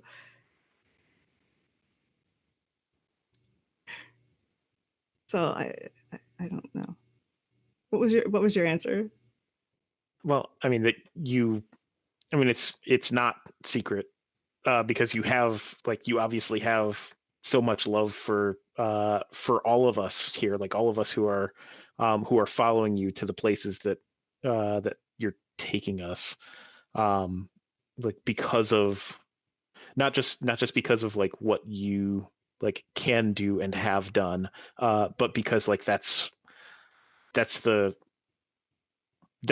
you are. That's who you are, and that's what you have to give. Whether or not that's the way that you feel at all, like that's the answer that I believe now. That makes perfect sense, and and now that I think about it, it kind of is secret, just because I act like I want to stay away from people, and like I was trying to put distance between me and everyone else, and I think that I believe that you believe that that's because I don't like people. I don't want any, I want to keep distance between me and you, or me and any of the people here, and that's not why. So it is kind of a secret. Yeah. Okay, awesome. And I think I want to just like close our scene with the blanket draped over you, and like me sitting behind you, and if it's if it's okay to have to have Robyn's, like if Robyn can like have her arms around your shoulders, and just say take us home, Lark. They need to see you now. And I think I kind of grab a hold of Robyn's arm, and I'm like holding on like Robyn is the only thing keeping me from falling back into the void. Oh no, dependency. Robyn's favorite currency. I know, right? Robyn still seems to like that currency a little bit, so.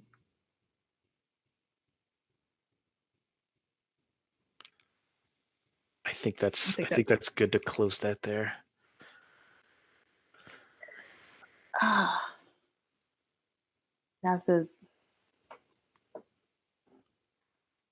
transition from that, which was such a good place. And I'm just so mad at Robyn. What did I even do to you? I didn't even steal the Polaroid. No,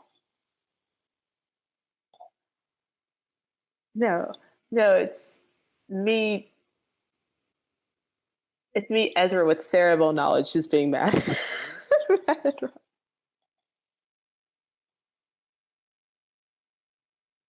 Could. I feel like Ezra has been kind of hanging out outside the tent after Burton went off and everything calmed down, and the curiosity is getting the best of her of like, what the heck just happened in there? And it's like, who is the strange woman? And now she is gone? ? And everybody seems to know something aside from her, and that's not okay. And I think she pushes open the just kind of the opening to the tent and peers in. It's like, "Are you guys okay?" Seems like everyone's not. I'll stand, and I'll walk over to you. And I'm still barefoot, right? And I'll lean over to you, and whisper in your ear, that Lark helped bring Burton's wife home. Sounds like some bullshit, but yeah.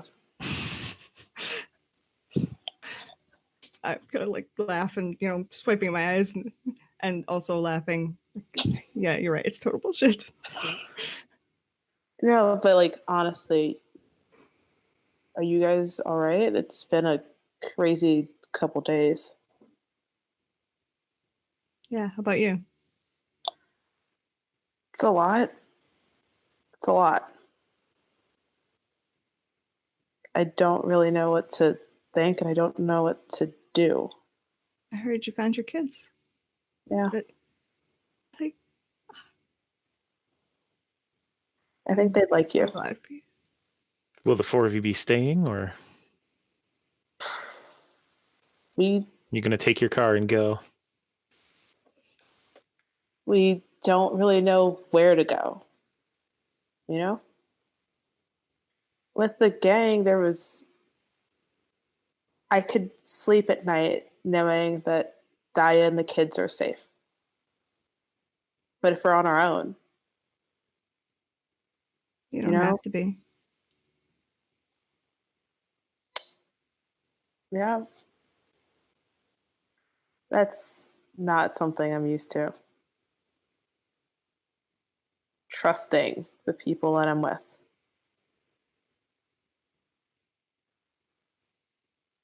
But, why the fuck would you want us anyway? What can I do to make you feel, or how can I deepen your sense of belonging and purpose in this place?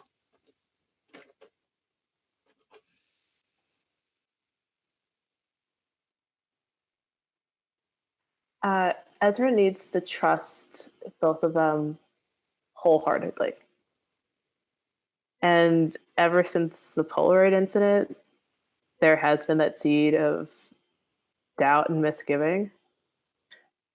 I think so. But being entirely honest.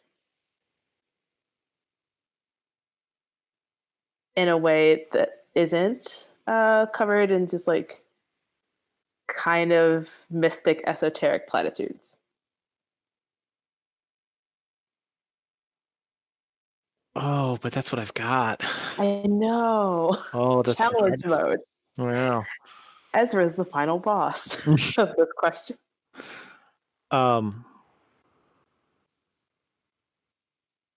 Oh no, I asked that. It's the best question. It is the best question to ask. I definitely want to ask that of every PC. I'll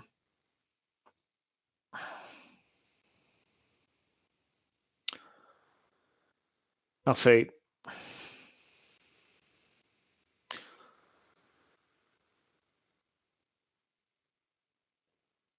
I'm sorry for causing like a scene and distress yesterday. Obviously Burton was bothered by it. You seem upset by it too.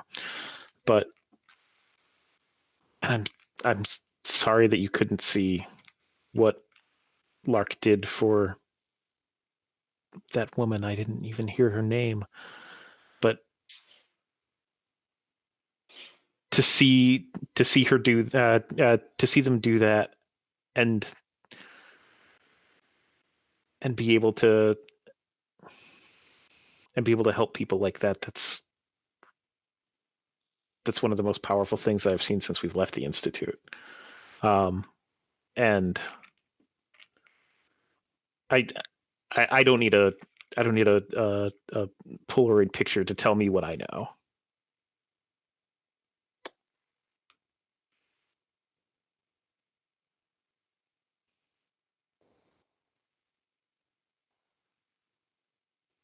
I don't. What are you guys going to do from here? We hope that there are still people where we came from.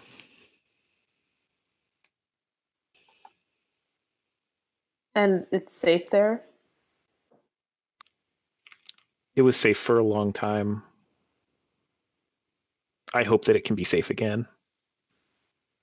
And you know that it was my fault that the people like came and got people from there. Yeah, I know that this was kind of all your fucking fault, which is why I need to know that this won't happen again. Well, it happened because I made a bad deal, and I haven't seen you make any of those.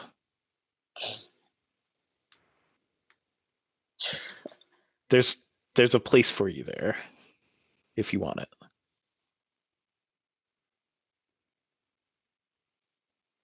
It's a thought. There's no motorcycles, but we've got a couple of jet skis.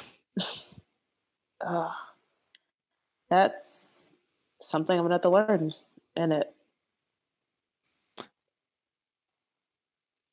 There's a lot the same. It's just I could never wear these when when we were there. That'll take some adjustment.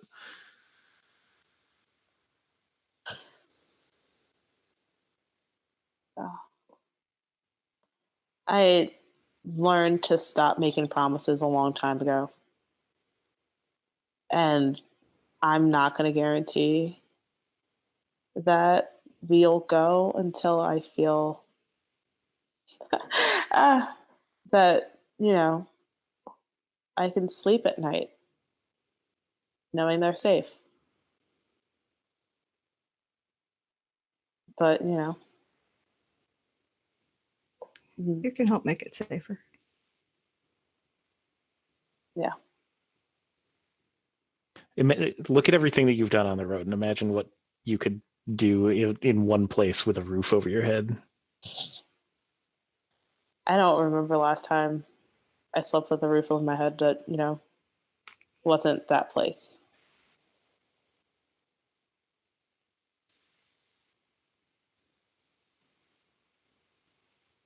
Yeah. Birdhouse has a lot of empty rooms.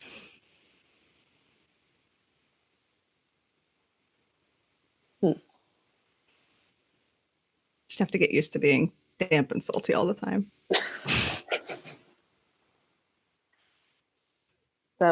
Yeah.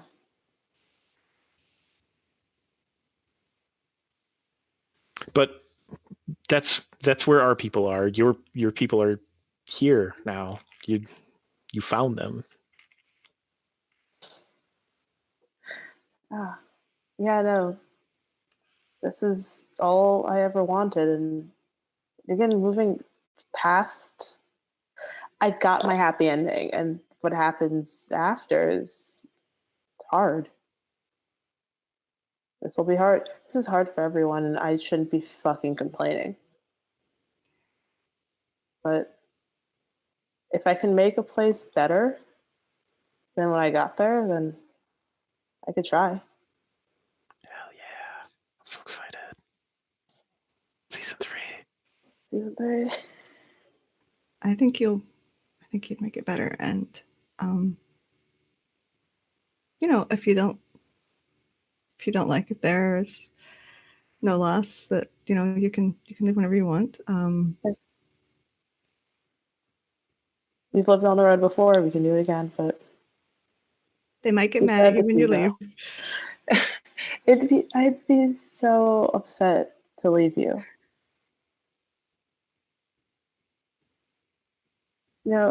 It's been really nice. Not just because of all the, yeah.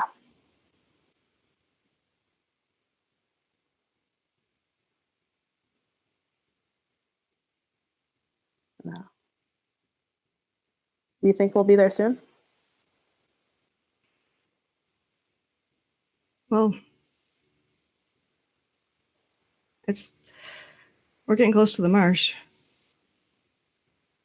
I don't know how far the marsh goes, but I don't know. Use those gifts with artful precision, goddess. Show us the way. I have an idea about how to do. I think I've figured out how to do it without frying my brain. At least a little easier. Spend a little less time in the maelstrom. All I really need to do is look for big, tall things that we can see from the road. Right, that I saw a long way off. Let me know if you need me. So, and I think that time I give something in this whole thing. It's not that important.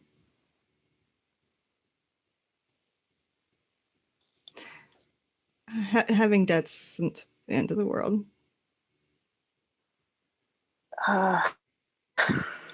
You're killing me, Lark.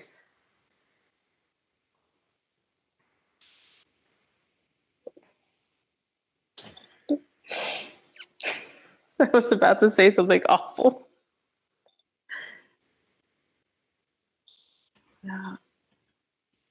Yeah.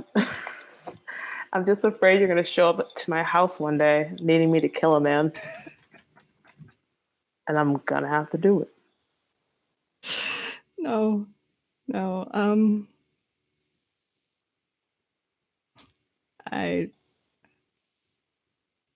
I owe plenty of debts there, and it's weird and hard, but you just have to get used to the idea that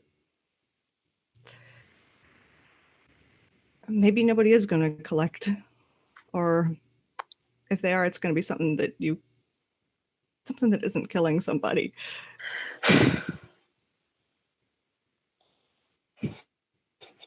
So something I cannot do. But no, if you ever need anything. Yeah. Is Burton okay? Well, we're gonna find out right now. I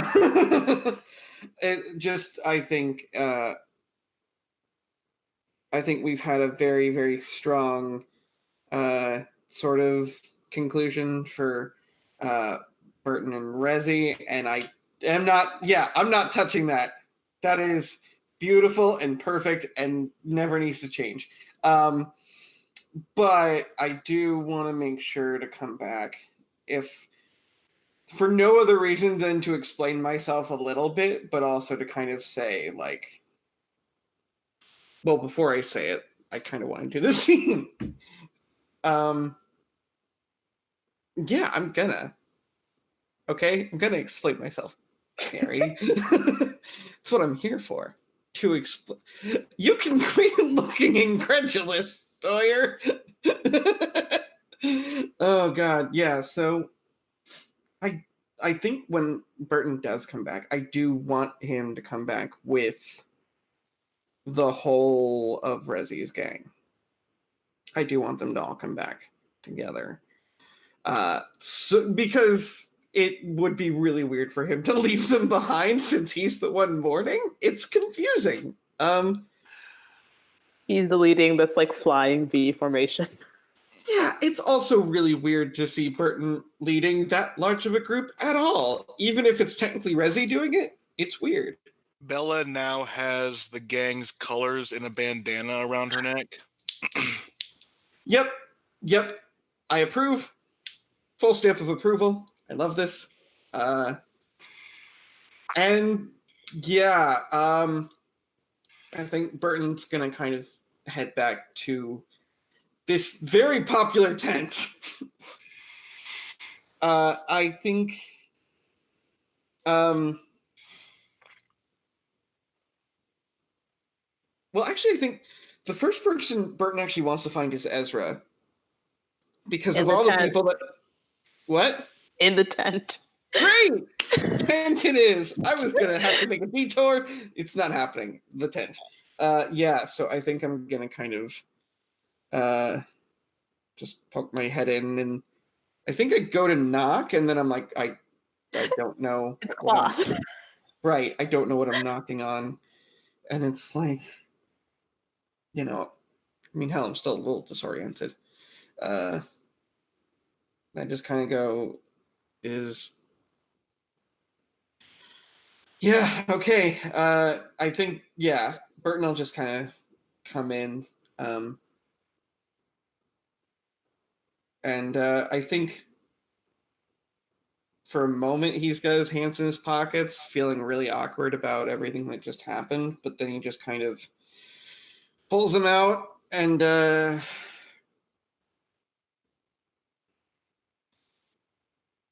so for those, I mean, basically everyone who don't know who that was.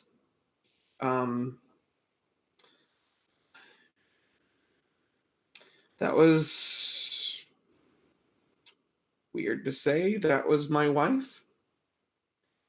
That was Lila. Apparently, she's a cultist like the ones that we ran into earlier. And she very much wasn't herself. Not the self that I knew. And I just wanted to kind of clear that up in case anyone was wondering. Although I don't know how long it would have gone without someone finding out something. It's kind of the way things are around here. Yeah. So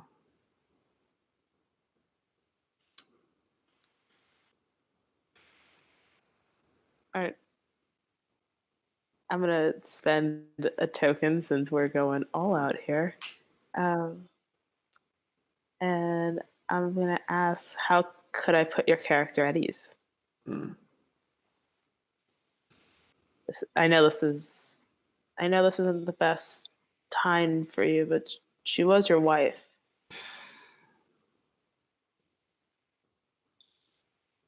At the end, she was. I think. Yeah, I think Burton is actually going to at least offer some sort of hug. Or maybe not even a hug, just the comfort that you were actually giving right then helped. Yeah. Because I think that and just because I think even a hug at this point is like still uncharacteristic for both of them. Just the comforting hand squeeze. Yeah, which I think Burton's okay with, and I think hopefully Ezra's okay with that. Yeah, and that's about the limit. We're good. I'm glad. I'm glad we're on the same page there. Like we both understand our characters enough to go, not pushing that. Comforting fist bump. Yeah, it's basically yeah. Before I fully get sidetracked, yeah, she was my wife at the end, and really I think that's all I could ask for. Considering the last time I saw her, at least that's somewhat preserved.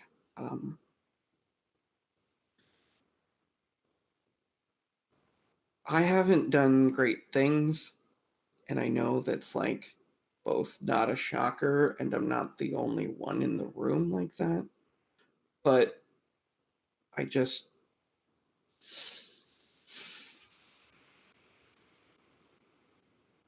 you guys have honestly, for better or worse, accepted me. And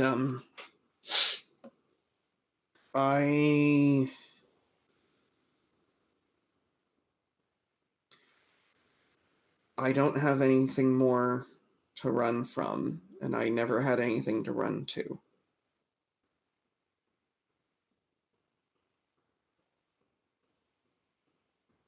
I'm trying really, really, really hard to keep a straight face, which is ironic because everyone in this game is hella queer. Okay. I'm not the best with like bullshit sayings, and I'm not going to tell you she's in a better place. Because that's garbage. But we are better now, and I think she is not hurting. And sometimes being dead is better than that. Honestly, the way she came in, anything was better than that. And it sucks, and like, I don't know what happened or what y'all did. And it's horrid. But it needed to be done. And I know you wouldn't have done it if that weren't the case. Well, thank you. I don't know if you want that like woo woo, she's on a nicer plane, talk to Robyn. You're right, just in the sense that maybe she hasn't gone somewhere better, but the fact that she's not here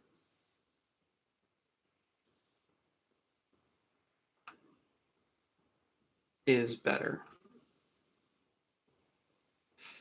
And I'm starting to think that the fact that I am here is also better. Yeah. So, wherever you guys are going, I'd like to come with. And I totally get it if, like, I freaked a lot of people out with just kind of bringing in my void water touched wife into things. And I really am sorry about all of that. I thought it would go... No, actually, I thought it would go about that well. That was actually probably better than I had planned. Because I hadn't planned.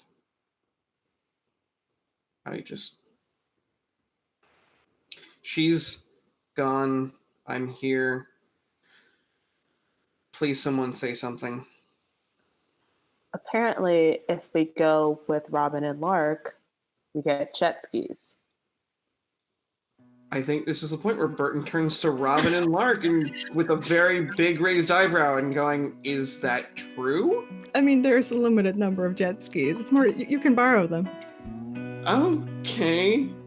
I'm going to reveal my secret vulnerability as I come in and look at Burton. It's like, Burton, should Levy call you father, daddy, father, papa, or something else?